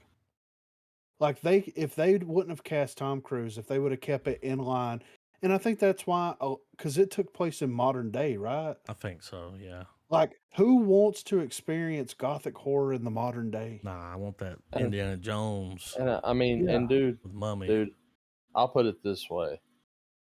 Like, the only commitment in my life is to my wife, so it ain't forever. But if they dropped the new Brendan Fraser movie with the Mummy, dude, I'd wake up and point to Mecca every day. I mean, that would be the way to do it. You bring Brendan Fraser back, make it take place in the 50s, 60s. Yeah. Well, tastefully bring. No, man, he's too old for that shit. Here's the thing: if we get our boy Fraser back, we're never getting that version of him back. Well, that's just something we got to come to terms with. He'll be able to play the older version of him. Yes. Down the road, you know what I mean? He'll grow into the role. Well, yeah, and he can. We might have to wait on that. That might be 15 years out. Now, and here's my thing: since we're on the topic of this type of film, why haven't we gotten any kind of fan casting or any kind of, hey guys, maybe Brendan Fraser should try on the fucking bullwhipping hat? Like, I don't think I'm being too heretical here. Yeah, no. I think that if they would have made Guardians of the Galaxy 20 years ago, he would have been cast as Star-Lord. Yeah, he would have been Star-Lord. Yeah, so I don't think that him being the new version of Indiana Jones is anywhere I'm out of the all realm right of with that character. Yes. baton passing right there. Yes, absolutely. I mean, because think about it, He already looks good with a satchel. We know. And with a with hat. Yeah. and with the benefit of Fraser's age, we can still get, you know, a nice little trilogy of movies with Yep. Brendan Oh, Fraser that would just be being great. just have him just be Indiana Jones. Just don't make a big fucking deal Yeah, about it. he's just Yeah, that. He's Indy. yeah, he's Indy. He's been cast. Here's the movie. And just if it works, it works. If it don't, then fuck. It was a good idea and thought in Yeah. theory. I mean, there's I want to say our boy like the well. You know what I'm saying? Yeah. And I mean, and that's the thing. We know he's got range. I've known this motherfucker's had range since his episode of Scrubs. Yeah. Yes. Since Oh Monkey my Boy. God. Yeah. Like the episode where he Yeah, plays that Dr. was Cox's sad. brother. Yeah, the "Where do you think we are" meme, dude. If you know the origins of it, you know you teared up too. I don't like that And if meme. and if you don't admit it, then you know that's your own problem. But anyway, like, so I don't think there's ever been a typecasting issue with him. Maybe the gullible idiot early on when he was younger, like with Yeah. Encino Man and stuff, sure. But I think that's part and parcel with a lot of adventure action heroes. They have the goofy movies. He's grown starting out of out. that. Yeah, Let's and well, I mean, his original run in The Mummy solidified that. I mean, yeah, he was quippy in the film, but it was still him doing action sequences. I'm about to revisit that. I mean, we Oh, should. wow. Like, I'm now, I'm down to endure the painful sequels, but even if not, I'm totally down to revisit the Brendan Fraser Mummy.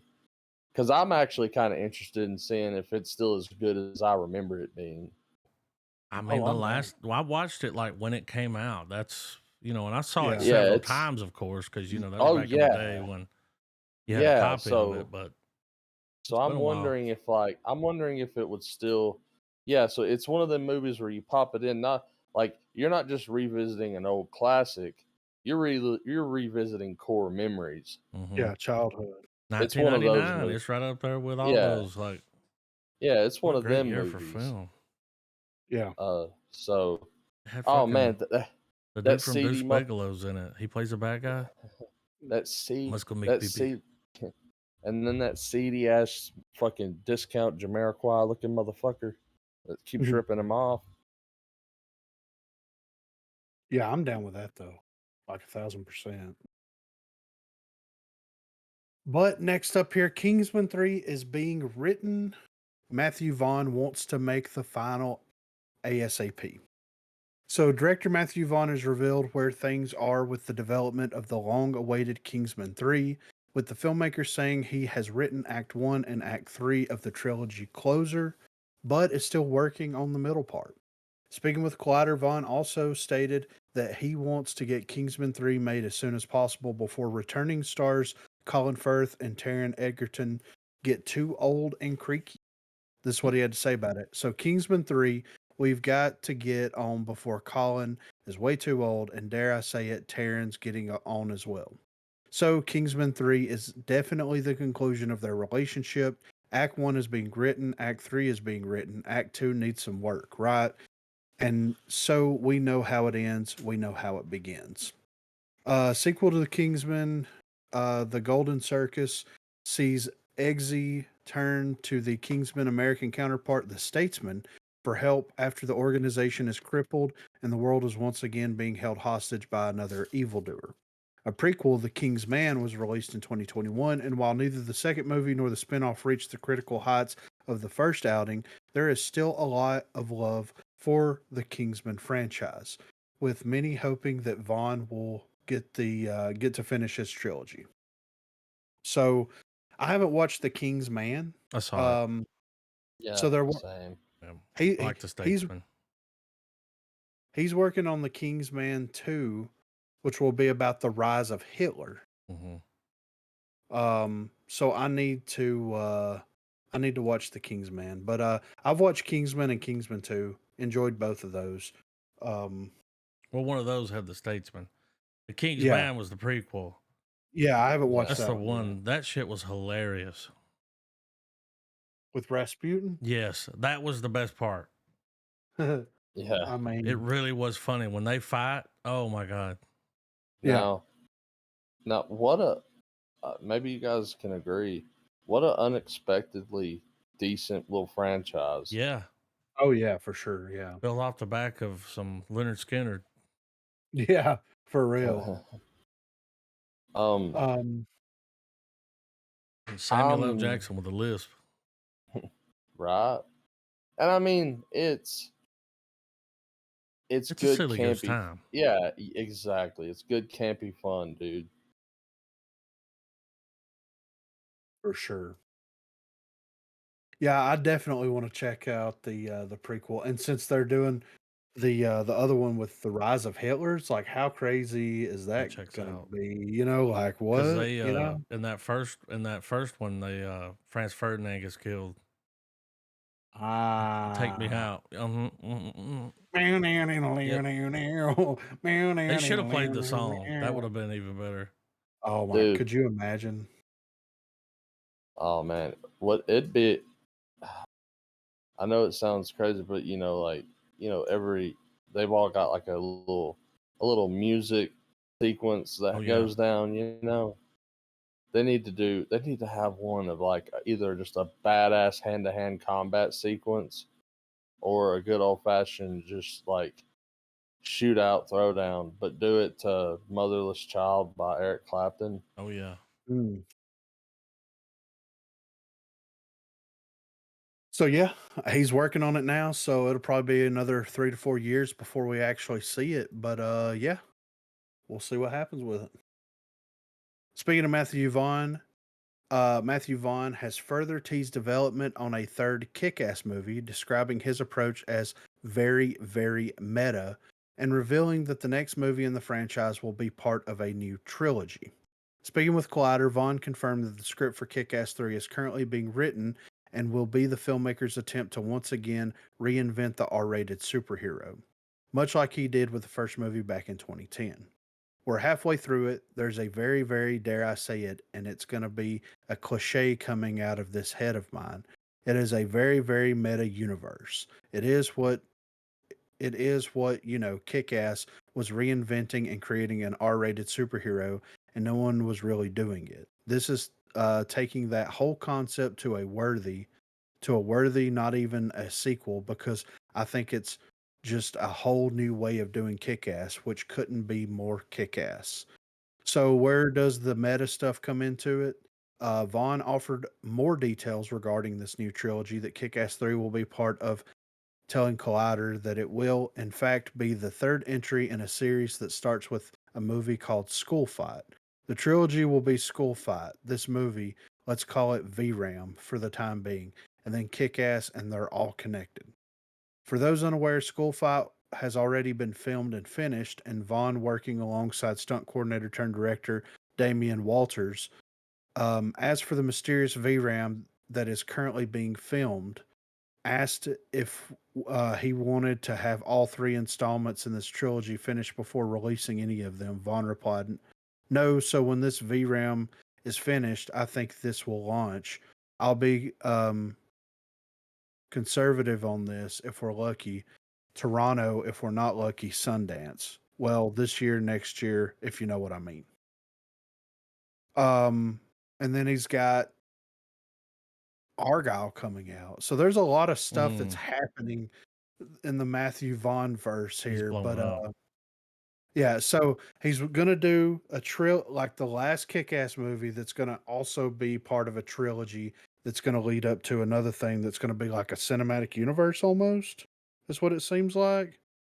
So I'm interested to see like how this all plays out. But like School Fight, that makes me, I don't know. We'll see how that works into it. I don't know. I don't really like that name all that much, but it's fine, whatever. James Gunn's DCU finds its Supergirl in the House of the Dragons, Millie Alcock. What a name. Yeah.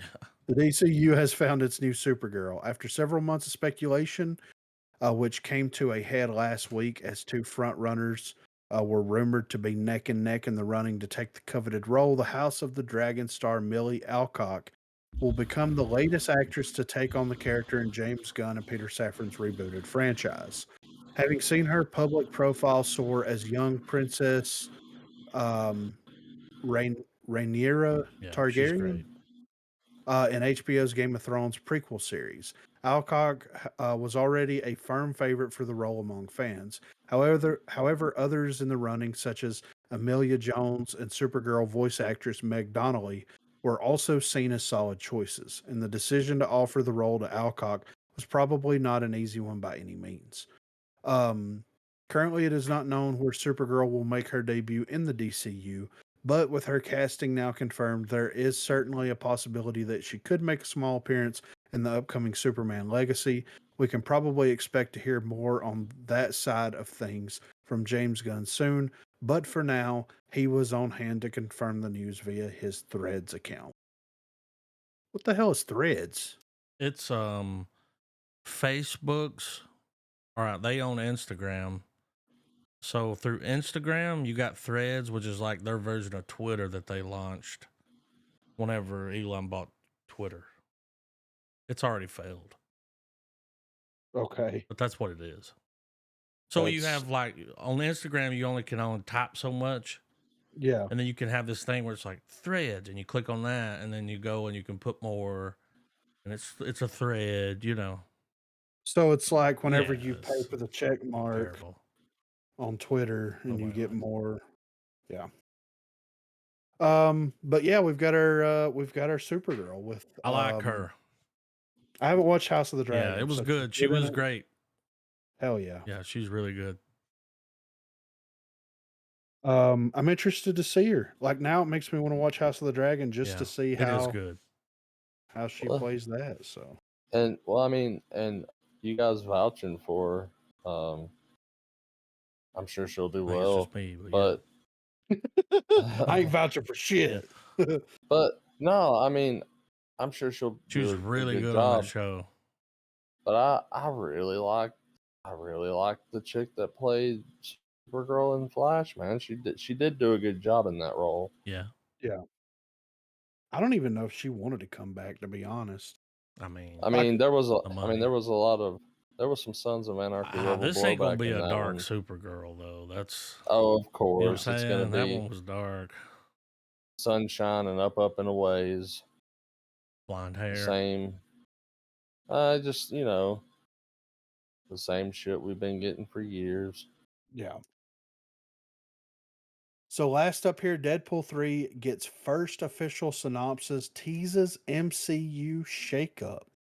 So Marvel's Japanese website has released the first official, if brief, synopsis for Deadpool 3, teasing some big changes coming to the MCU at the hands of Ryan Reynolds' Merc with a Mouth. Although it does not give away a great deal of information about the plot of this year's only MCU movie release, it is another sign of things slowly ramping up towards its July 26th debut. The new synopsis, translated via the direct, simply reads, "The irresponsible hero Deadpool will change the history of the MCU with Wolverine." Following the recent completion of filming, this synopsis arrives amidst online speculation and rumored plot details, which range from the likely to those that even Deadpool himself would balk at. However, this new synopsis is not going to stop that speculation growing in the coming months, no doubt further spurred on by Reynolds and Jackman on their social media accounts. One thing that the synopsis does seem to confirm is that there are big changes coming to the MCU at the hands of Daredevil or at Deadpool. This synopsis is a step down from the rumored longer plot, which could still turn out to be the first full description of the movie and could be made official as soon as next month, when the first teaser trailer is thought to be arriving during this year's Super Bowl. That unofficial synopsis reads, After facing some professional setbacks while going through a midlife crisis, Wade Wilson decides to finally retire Deadpool and become a used car salesman. But when his friends, family, and the whole world are at stake, Deadpool decides to bring his katanas out of retirement. He recruits an unwilling and wary Wolverine to not only fight for their survival, but ultimately their legacy. It's Deadpool kills the Fox Cinematic Universe. I believe there's going to be a trailer in the Super Bowl. I mean, I think I'm I saw down. something about that. I think. Or a teaser. Well, what that's going to be cool. Yeah. That's going to be a good. I It's can't 2 wait weeks for away. Super Bowl week because we're going to be getting, a lot of that. But what the thing I'm most interested about with this movie, never mind the, the obvious, we finally get Wolverine and, the comic accuracy, yada yada yada. We're actually going to get to see a multiverse movie from start to finish that's taking place in another universe. Seeing what we've been seeing from the mainline universe for a show and several films now. So that's going to be fresh as fuck. But I mean, you've been calling it for nearly 6 months now since more information's come out. And I mean, you're probably right. It's probably just, it's probably some iteration of Deadpool kills the Marvel Universe. Yeah. Because I think would be a funny inside joke. It's and it's very clever on the nose for Deadpool, like just yeah. And it would be a very clever way to show the stakes, like actually start seeing seeing universes gone, and it's like like that getting that whole bullshit. Well, like you said, like you're saying right now, it's a good way for them to introduce like the real concept of how bad things could actually be without the ramifications and the fallout of it happening to the current continuity. That's like I was saying earlier. It's like I was saying earlier. It's like, why do we give a shit about all these tears in the fucking space time whenever Doctor Strange and all these other people can fix it? Well, in Deadpool world, that shit's not going to exist. Like, they're not going to be able to fix it if that's happening. So, like, what does that look like? You know what I mean? It looks like them fighting around a 20th Century Fox logo. Yeah, right. Yeah. I mean, we're probably going to get the best fourth wall breaking we've ever seen in this film. Yeah. I can't wait. And the fact that Reynolds is signed on to do like 20 I was thinking about that. I can't wait. He's going to save the MCU. He is. Like, and we they don't may have call Iron it Man anymore. We got Reynolds. Yeah, they may No. call it Daredevil or Deadpool Saves the Marvel Universe. I get why you're doing the Daredevil. I mean, it would be. I get it. I mean, it's just going to be funny if there's like a moment where, say Photon, is healing a part of the universe, or I mean any of the healers, as we'll call them. They have one where they're closing up, like they figure out what's going on and they start trying to close shit off, and they just like a moment where Deadpool's on the other side of the warp, going, "Just remember, you stay in your fucking lane, and I'll stay in mine." Yeah. I bought a football team. Yeah. Oh, you mean like an NFL team? No. No. A football. Like a football. Yeah. Now, it would be cool if we get some, because like Deadpool, it's obviously going to be a silly goose time. We're going to have good laughs and everything. But, giving Deadpool a shit gets real moment, I think it would be really cool and poignant that the most smart ass character gets a moment where they're like, Deadpool, you're kind of one of the most, like, there's no one like you. Mm-hmm. Like, you don't exist in our universe. There's no variant. Like, you don't have a variant. You're you. I mean, And that'd be pretty cool. Yeah. You're it. Tag. You're the Tigger. You're the Tigger of this 100 acre wood. Yeah. But yeah, that was all the movie news that I saw. I mean, it's kind of, Stale. well, everybody's waiting for them trailers to drop from Super Super Bowl. Bowl. Yeah, so. Them Taylor Swifts. Yeah. I mean, it's just like any game day, man. You're not gonna restock the pantry till the day of or the day before. Restock that piece. Gotta get the chips and salsa. Yeah. On the I'm ready for trailers though. You know what I'm saying? A24. I mean, it's Tuesday, right? Tuesday's gone. gone. With a win. It's called Tuesday, and it's about like this family sitting around the table like in the thumbnail. Oh, okay. It's Y'all know who people I just mean when I say Elaine. Yeah. Julia. Louis Dreyfus. Yeah. Like I don't know. I feel like there's a Taco Tuesday joke here somewhere with the A24 and a woman disassociating at the table eating a taco from Taco Bell on Tuesday. Yeah. With staring cream. at the tree. A little fucking chihuahua's just staring at her ominously. Taco Bell, I mean, like it could be a Salvador Kanachi video. Dali. Viva Gordita, Dita. All right. Do it. Playing it.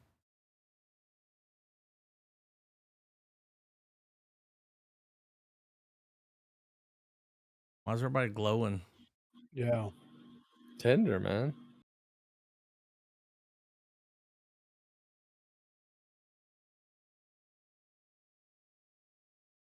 Oh, it's British, isn't it? Oh.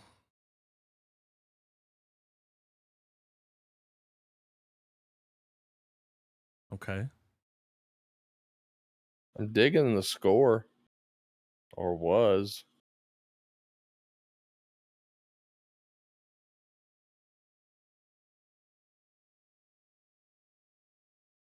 What the fuck?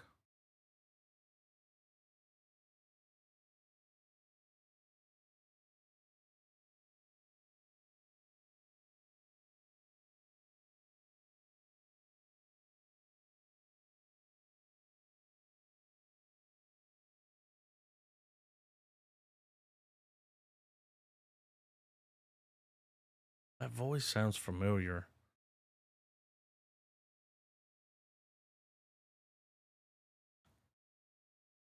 Oh, it's got like a What Dreams May Come kind of vibe, Yeah.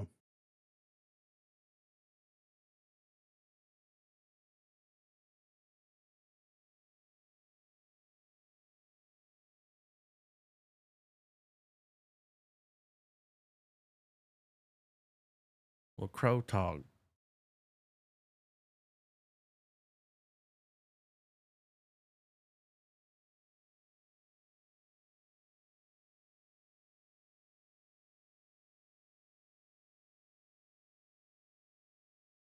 Nah, it ain't gonna be okay.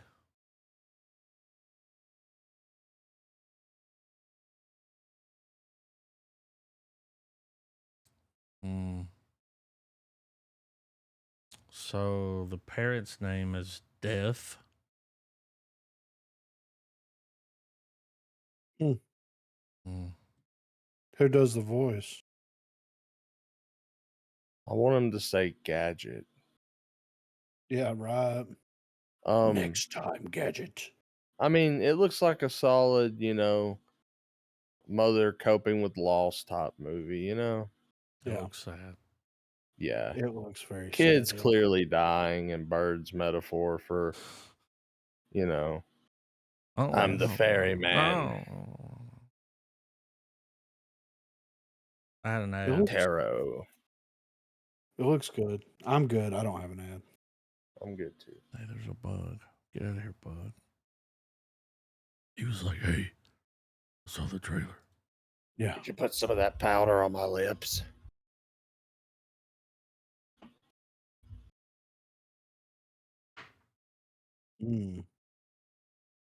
Seance? Fortune teller. Give me your strongest potions. Oh. We're not it's going to the do kid from anything. Spider-Man. Oh, Natalie? Oh, that's a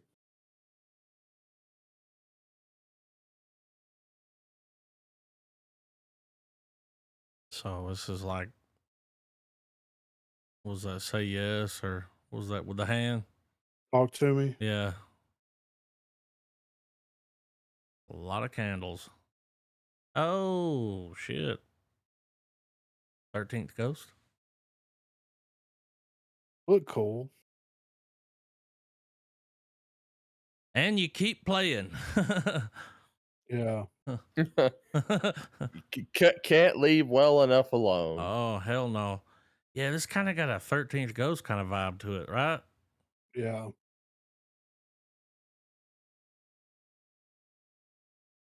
Hmm.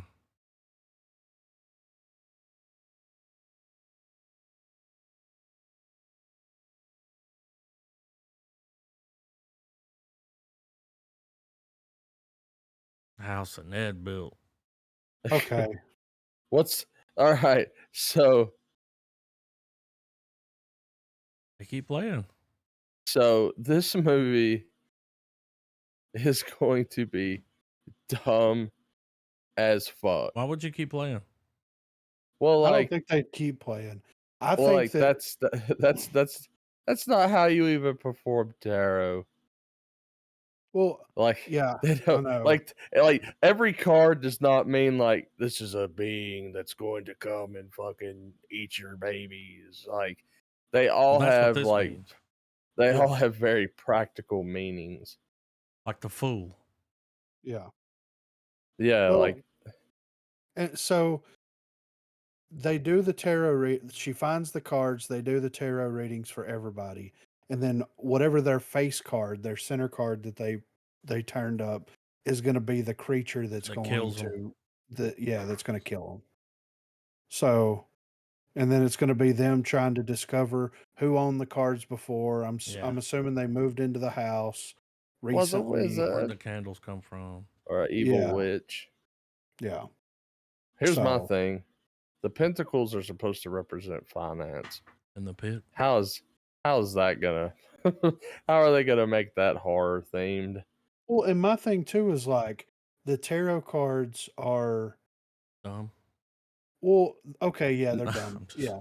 But they're open to interpretation. Yeah, and you could say Depending on anything. yeah, Oh, you depending got a on like the hangnail? other You got this card. well, it's like you do the cards, like however many Yeah. that you do, and it's like whatever you get with your face card is going to be like what influences that Yeah. face card. Sure. So Yeah, it's like but the thing is that it's like a self-help type of Yeah. thing. I don't wanna Also I don't wanna movie. I don't wanna pigeonhole it, but it's like a kind of a self-help thing. And they're like, yeah, let's just make it spooky. Well, I mean, it's original. We haven't seen a tarot card. it's a monster movie. Yeah. I mean, it is. It's a I will creature say the feature. design looks cool for the Yeah. when you see the first mean- one, it's like, oh, I I mean, mean, that- look, 13th Ghost. That's why I said that because it's like, Yeah. Yeah. what was that? That I mean, don't was get me just- wrong, the artwork on the deck looked pretty fucking metal. Yeah. So, I It's mean, gonna I'm be not like some of proud that of shit's it. gonna look cool. I'd Yeah. rather watch this movie The movie's than gonna The be Nun, dumb. Yeah. you Oh, I'm know? excited about this trailer. Are you? Yeah, the Ministry of Ungentlemanly. Dude, we've been talking about this for 2 years. 2 years, It's got yeah. our boy H Cav in it, you know? Okay. H Oh, Cav, dude. That might hurt. All right, let's watch it. Guy more Ritchie. Guy H Ritchie. Cav. God damn Guy Ritchie. Come on now. Look at this dude. Look at this mustache. He's gonna do magic tricks.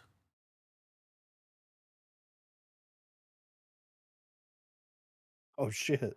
I mean, come on.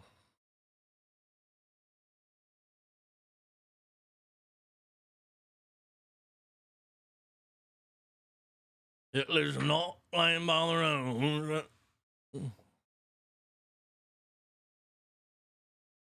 I can't think of that dude's name. Oh, fucking. Gary Ells. Yeah. He stole a cigar. Ooh. A little remix. I already like this. He's speaking to kings. This has a Kingsman vibe. Yeah.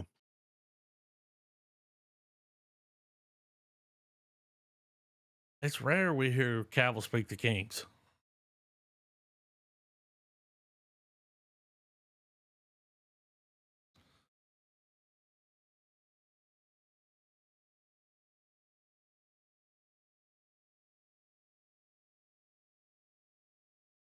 This looks great.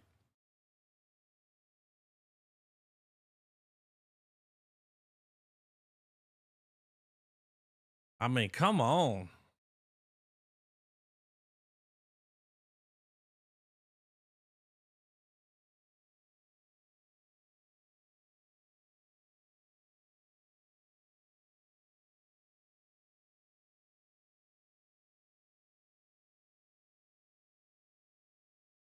Yes. I believe is that a TV show or a movie? That's a movie. God damn, that looked good. Yeah, right. What is this commercial? All right. Guy Ritchie. Yeah. Going back to the roots. The invisible fight. Yeah, I'm good. Kino. I like how it's shot. He smacked her on the butt. Okay. The 70s?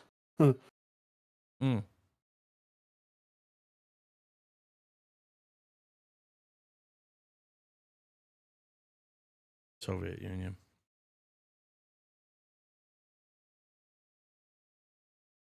Love the lipstick.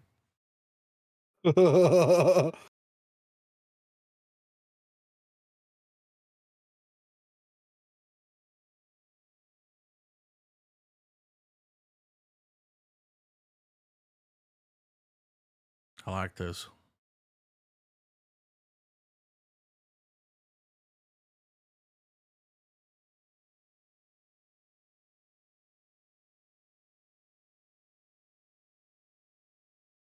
Got a Foot's Way kind of vibe, you know? Yeah. It's like Napoleon Dynamite in Russia.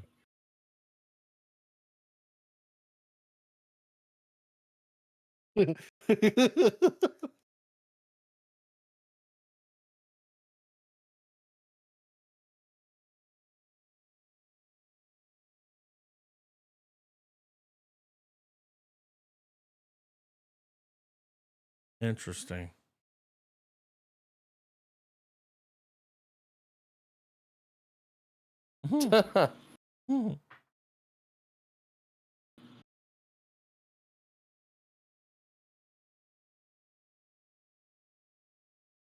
I like this.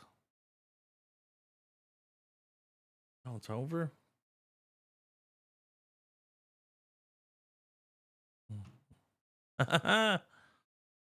What? It's so out there, but I want to watch it, you know?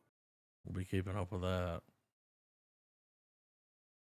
All right, I gotta stop this. I don't have Bring it up. Calamity Jane. Almost look like Scarlett Johansson.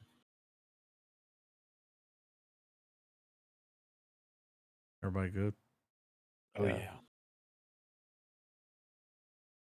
Tubi's making movies? Oh.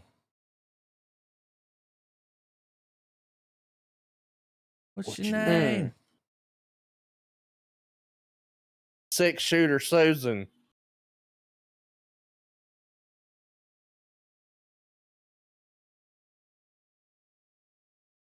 Okay.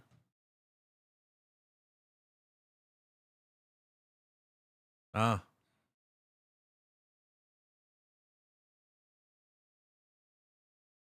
Oh.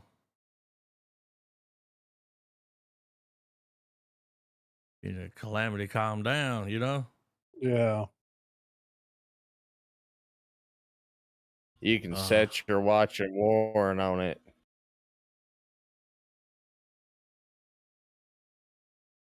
I don't like her, the actress here. I'm just not feeling it. I'm not feeling the camera work. Nah, it's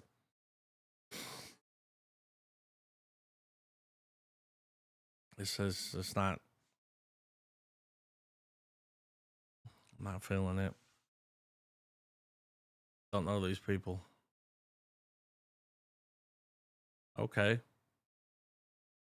Yeah. Hell yeah, dude. Tubi. Podlocked. That makes sense. I mean, you never know until you watch it. Yeah. Okay. You'll never find me. Never, Well, ever, ever, ever, ever, ever, ever.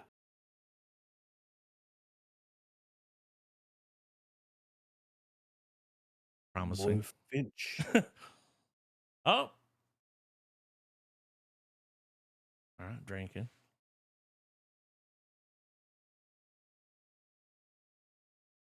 Is that Awesome Andy? I'm sorry.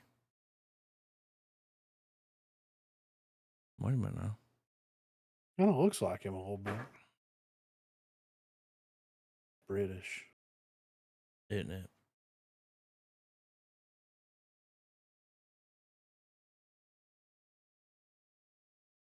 I just saw your trailer and Thought I let myself in. yep, it's a trailer. I knew it. I didn't think they had those in Europe. It looks like the This same ain't over one there. from. Looks like the one from 8 Mile. See,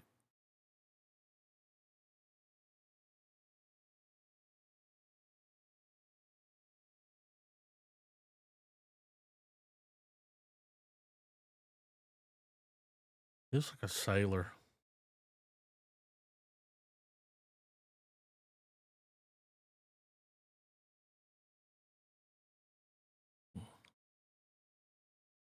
He's like, "What you Making doing out there dinner. in my waters?" He was just trying to make some ramen noodles. They got a lot of stars. Look at that.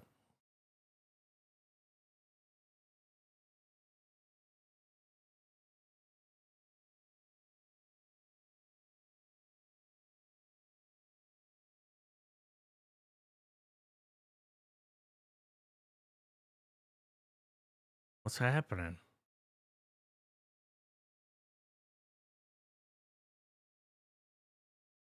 He's stuck in the trailer, and he's reliving her showing up Every over and over night. and over again. Yeah. Oh, what a fucking nightmare. Yeah.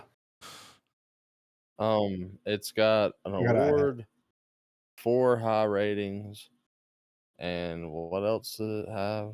It had a bunch of stars. I saw a lot of stars. Yeah. That's a Shudder movie. I mean, I bet it's good. I wish Shudder had more hits than misses. Yeah. Well, I bet Tara will be on there. on Shudder, every miss is a hit. Yeah, somebody's hit for sure, right? Every miss. Yeah, you're right. Stop motion. I pulled this just because of the thumbnail. I know y'all can't see it, but damn, it was wild. It looked like that chick that got her face ripped off by Travis the Champ. Oh my god. That's what it looked like. Yeah. Y'all know what I'm talking about. I know. All right, I mean, why you gotta keep bringing it up? Adam? Because God, that's what it looked it was like. It was just one time, man. I was hungry. Xanax. God. Like he needs more. I was going through some shit, man. But it did look interesting. It's like, okay. Oh. What? Yeah. Yeah. Tool. Yeah. Yeah.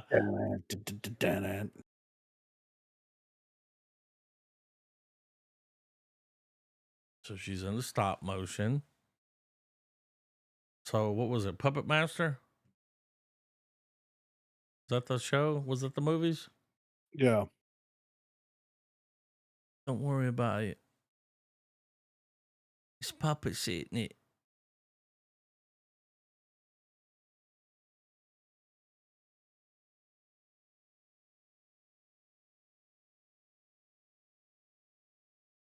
This might be cool. Give it a chance. Cardboard. That was the thumbnail.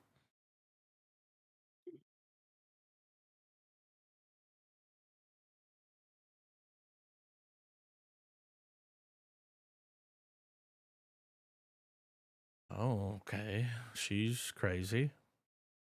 Maybe lock all those. He ashes your cigarettes.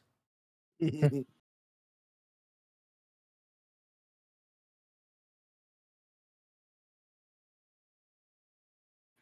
eats your peanuts and licks the salt. The stop motion thing is kind of cool. Yeah. Oh, okay. We're cutting body parts. Mm-hmm. It's too late.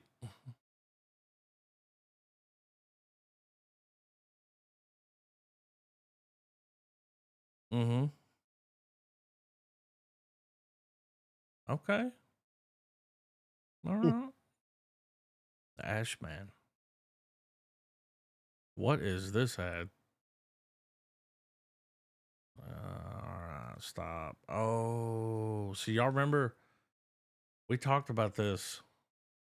Mm-hmm. Got Efron, Cena, Santino. Mm. Oh yeah. About it. Yeah, I'm down. I think remember that picture of Cena coming out of a trailer in a skirt and high heels? Yeah. And people were like, what the fuck's happening? Is he being shamed? Yeah. It's from this movie. Ah. Yeah. You'll see why. Y'all ready? Yeah. I think this is Fairley Brothers. Okay. I Hell think. yeah. Let me make sure. I have to make sure.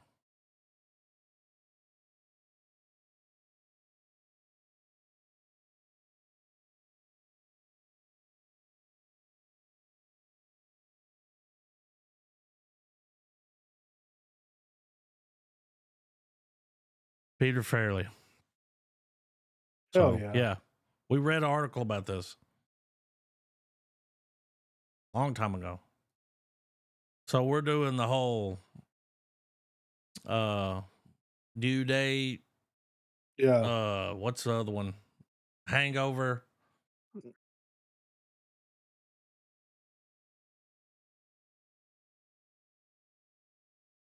Oh shit. Look at this. Jazz jabs.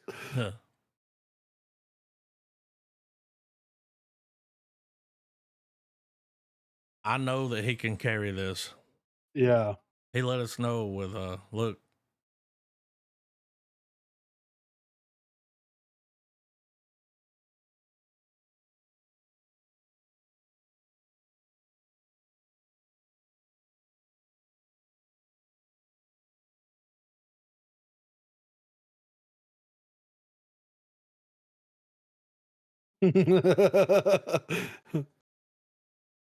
Of course everybody's gonna love him, right? Yeah. Kind of like, what about Bob? Yeah. Look here.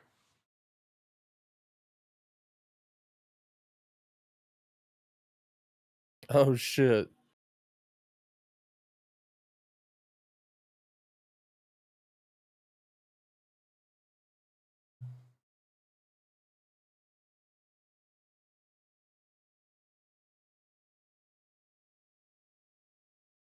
He comes in.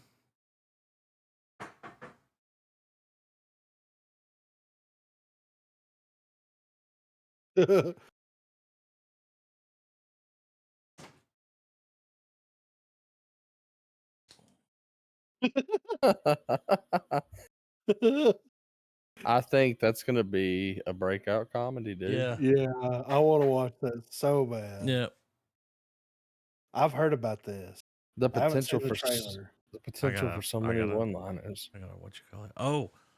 Oh, Jordan Peele produced Yeah, Monkey Man. Dev Oh, Patel. wow, I mean, let's do it.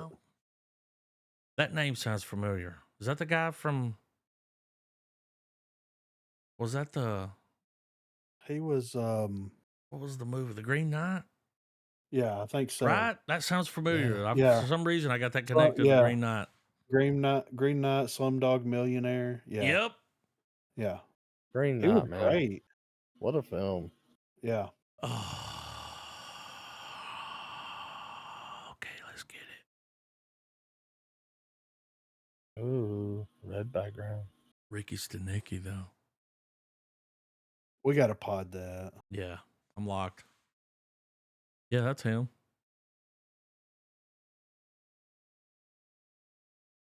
It's wild that I pulled that. I was like, Green Knight? A lot of Patels out there. Not a lot of devs. Oh, gotta fight the cops.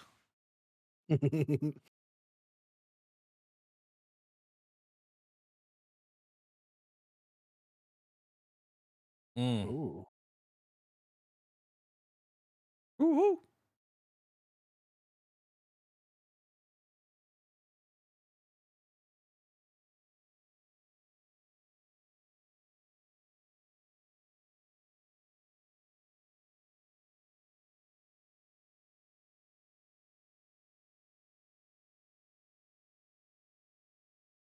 Little Slumdog.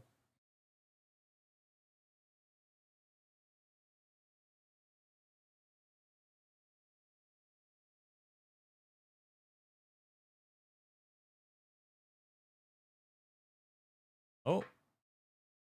Holy shit. It's that.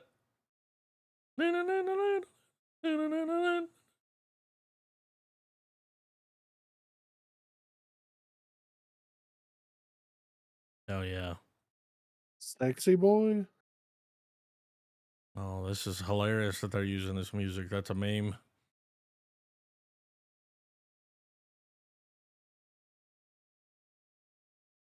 Dude.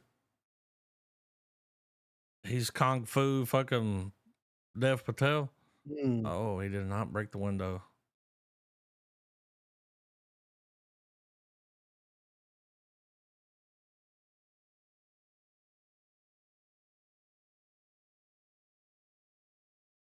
Jordan Peele has broke into Bollywood. I mean, it makes sense. Yeah. It's like, oh shit, Bollywood. The room, not the room, the building. What's the? He's a wrestler. Okay. Didn't know they had wrestling.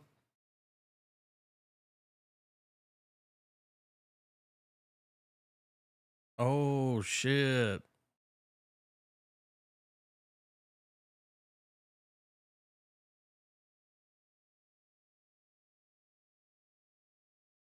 It's the dude from fucking Peaky Blinders. Arthur fucking Shelby. Hell yeah. He went Keanu on him. This looks great. Podlock, right? Yeah. Yeah, dude. It looks really good. Fun fact, I get the same ad every fucking time. Fun fact, Arthur Shelby, that guy that plays the actor in Peaky Blinders, he's like, what's up, poking off on the one, your Peaky Blinder? You know that guy? Yeah. He was in court this week and he got fined because he had crack. Okay. And then this was his defense. I gotta get in the mood of the character, baby. I mean, that's what he said. He was like, I gotta get into the role. Trust and that's the process. why I had the crack. I mean, and the judge was like, well, you're guilty, but okay. Like, he's like, I gotta get in the role, baby. I had to have the crack. Yeah. He was smoking crack, and he was like, "On fucking Peaky Blinders, bitch." It's like, I can't fucking fake that intensity, that crack intensity. Such a great show. Oh my god, it's so good. I wish I could go back and watch it all over. I might. That's how good it is. That's how good it is. Hell yeah. Peep it. All right. Y'all ready for Roadhouse? Jake Gyllenhaal, Conor McGregor. Yeah. You'll do nothing. Nothing. You'll do nothing. You'll do something. You'll do. You'll do about 2 hours in a movie. You'll do. Prime, they didn't get the full release. I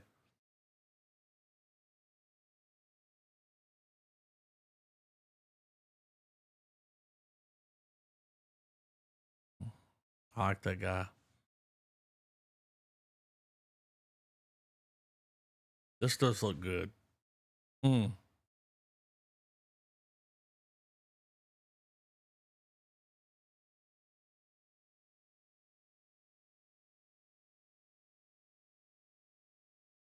kind of like how they worked him into the UFC.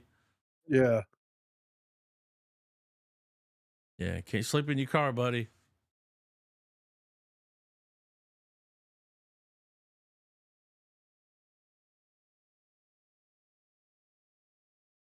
Rest in peace, Patrick Swayze. Yeah.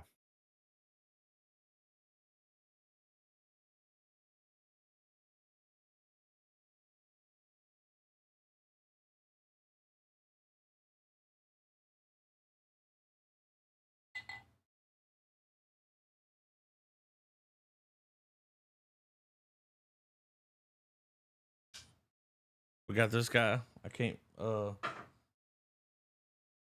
remember what he's from.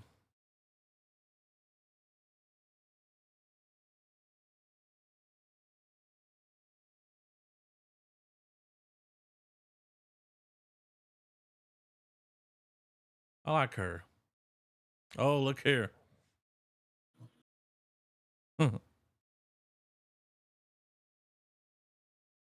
He's going to be good. Oh, with the headbutt? I got a tip for you. Don't let nobody get this close.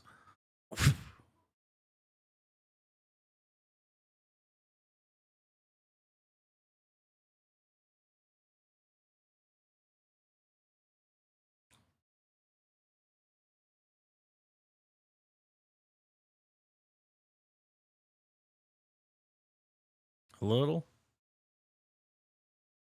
It looks nice.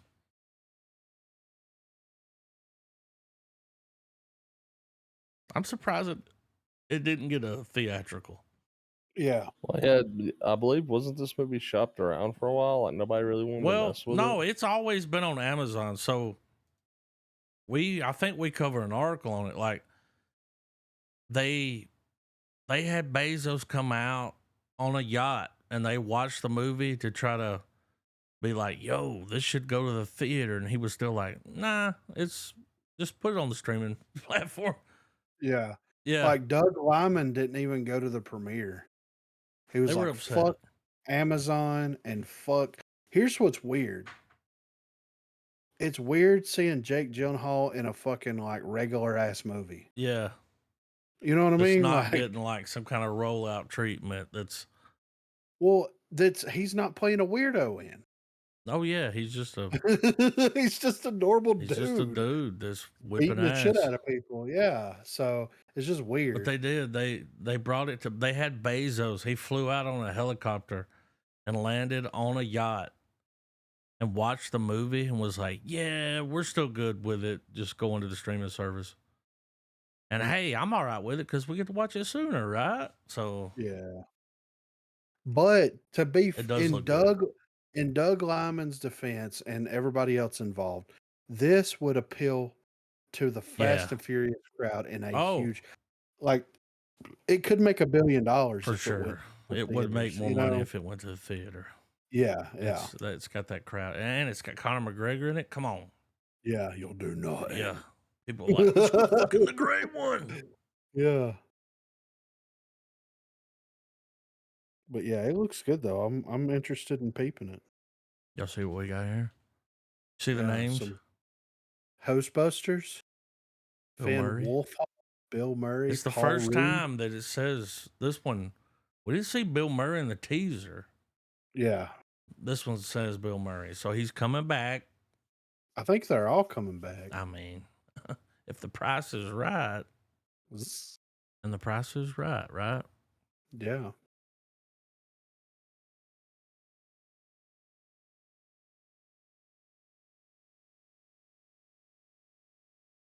Oh.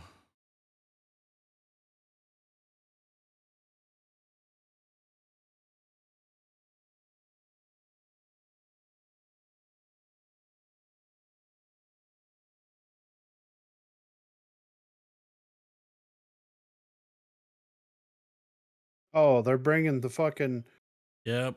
prickler back.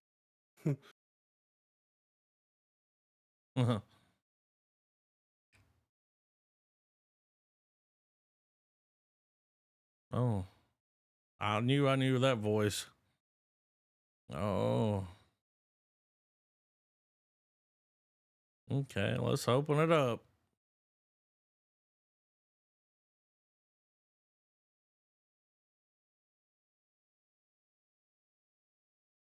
So good.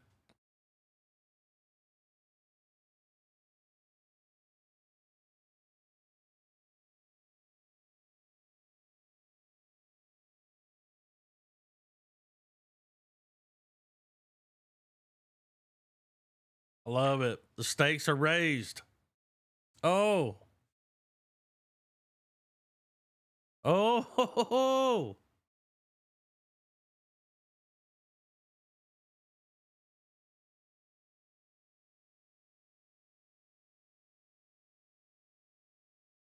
Oh my God.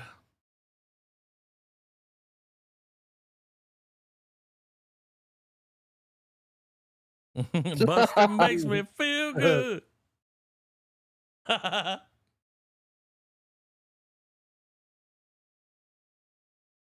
Where's Rick Moranis?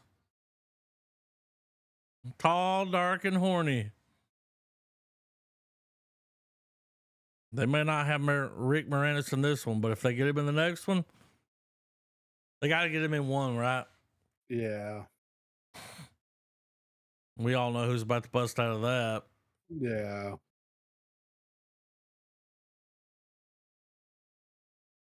Hell yeah, dude. Hell You yes. know, I wasn't hyped in the first two. Now you're hyped. Yeah. Buster makes you feel good.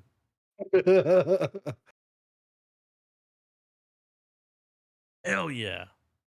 Yeah, it I'm looks gonna amazing. I'm gonna reserve myself, man, because Oh, I'm you like still I'm still very on board the idea that like Aftermath was just a outstanding record? Oh. coincidence. Well, an outstanding coincidence Oh, and a shady record. Murray's back. But I mean this movie felt more like a Ghostbusters movie than the previous one, though.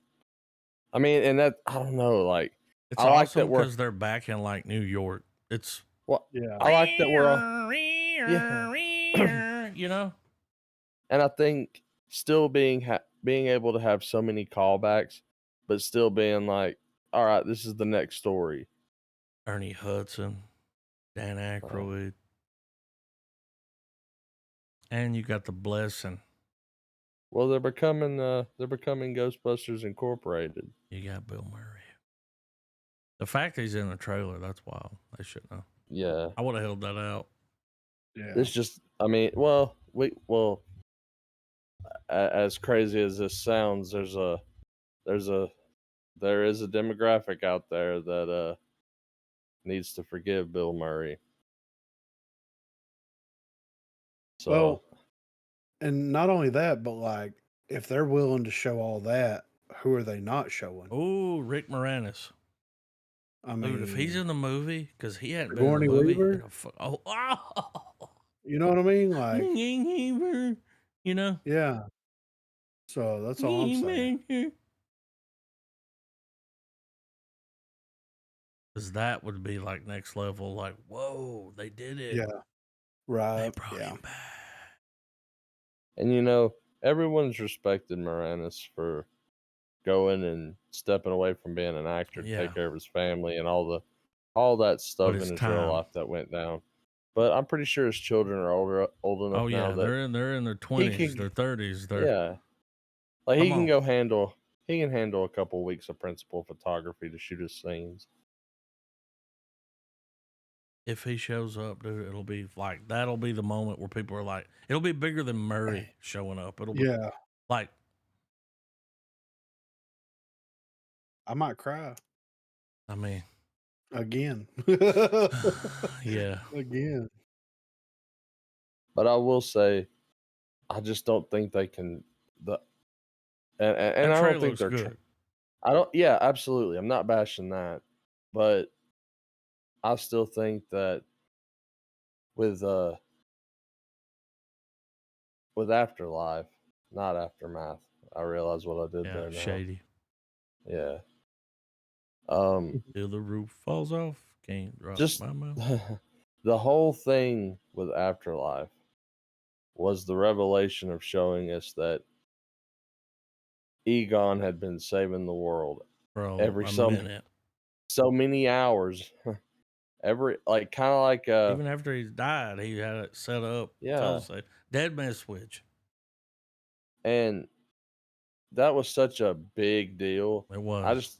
It's gonna be, and like he was keeping Dozer at bay. I think that's why now they're going back to the city. Yeah, fire poles coming out. Hell yeah. But yeah, I'm on board. Same. Podlocked. Are y'all ready? Oh yeah. No, you're not.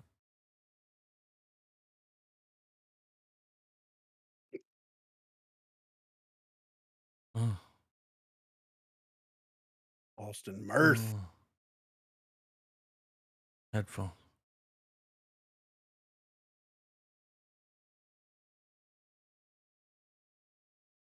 Mm-hmm.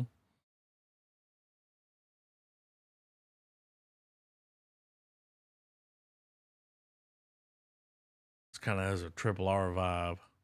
Yeah. Oh. Holy shit. Yeah.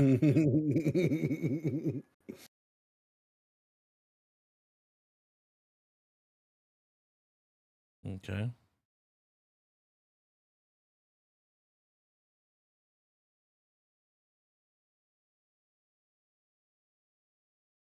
Mm-hmm.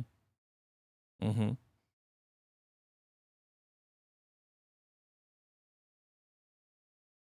Pigeons.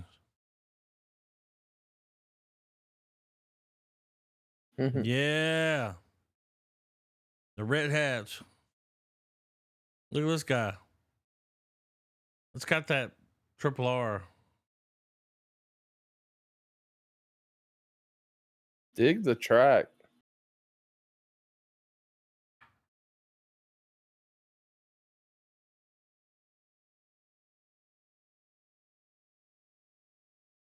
A lot of yellow. Yellow belly. Oh, here we go.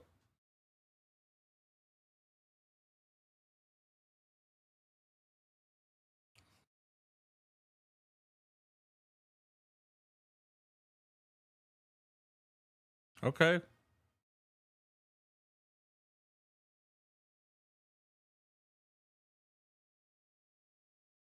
All right, that's it.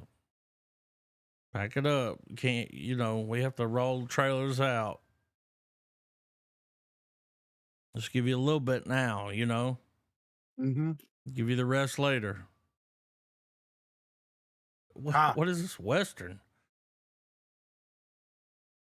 Well, it's already out. That was probably the most toned down Bollywood trailer I've ever seen. Well, sometimes you gotta go tone deaf. Then the violence.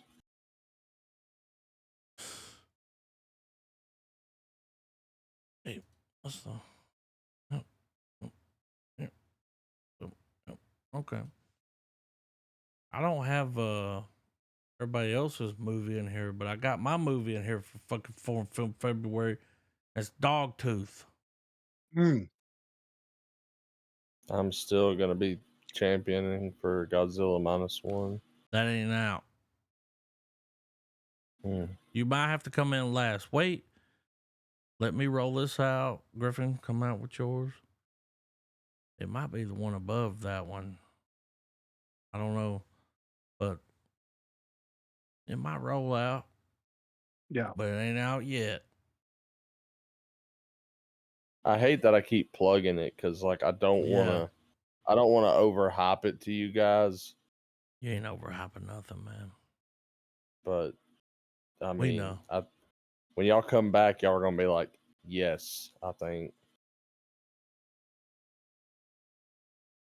It's gonna be crazy watching a Godzilla movie where the creature Godzilla has more character development than Captain Marvel. No, man, not even that. It's not even that, Griffin. It's a Godzilla film where the fucking people matter. And I mean, Alexander Skarsgård and Billy Bobby Brown, or Millie Brown, whatever her name is, they mattered. Is they though? I mean, no, I mean like in terms of like just the collateral damage of it all. Like you watch even with the American Godzilla films, you're like, oh yeah, he just took out a skyscraper. All right, let's see where he's going next. Like in this one, like there are little breaths of air between moments when he shows up, and you're just like I said, it gets to where when he shows up on screen, you're like, oh fuck, this is like, no, yeah. I'm just gonna shut the fuck up, man. I'm down for Dogtooth stuff. Yeah, I got that out there. Let's do it. I've been fucking with that. I've been talking about it for a minute. So it's already up on my end. Hell yeah. Enjoy. Have you watched it? No. Oh. But I know about it. You know what I'm saying? I know what it's about. You know what I'm saying? Am I gonna feel weird after I watch it? Probably. It's gonna be a weird movie. But I mean, it's a foreign. It has to be weird. Yeah, that's true. We're weird, talk weird. It's gonna be weird. It's one of those movies that's on a list where it's like, yeah, you know, I've seen it on several. Yeah, it's weird right here. What's this about? I mean, I'm down to weird. Down to weird? You down to clown? Down to weird, dude. That's what we're doing. Hell Dogtooth. Next week, the next episode of Stranger Things. No. TD. True Detective. I mean, the check's in the mail. Raise the flag.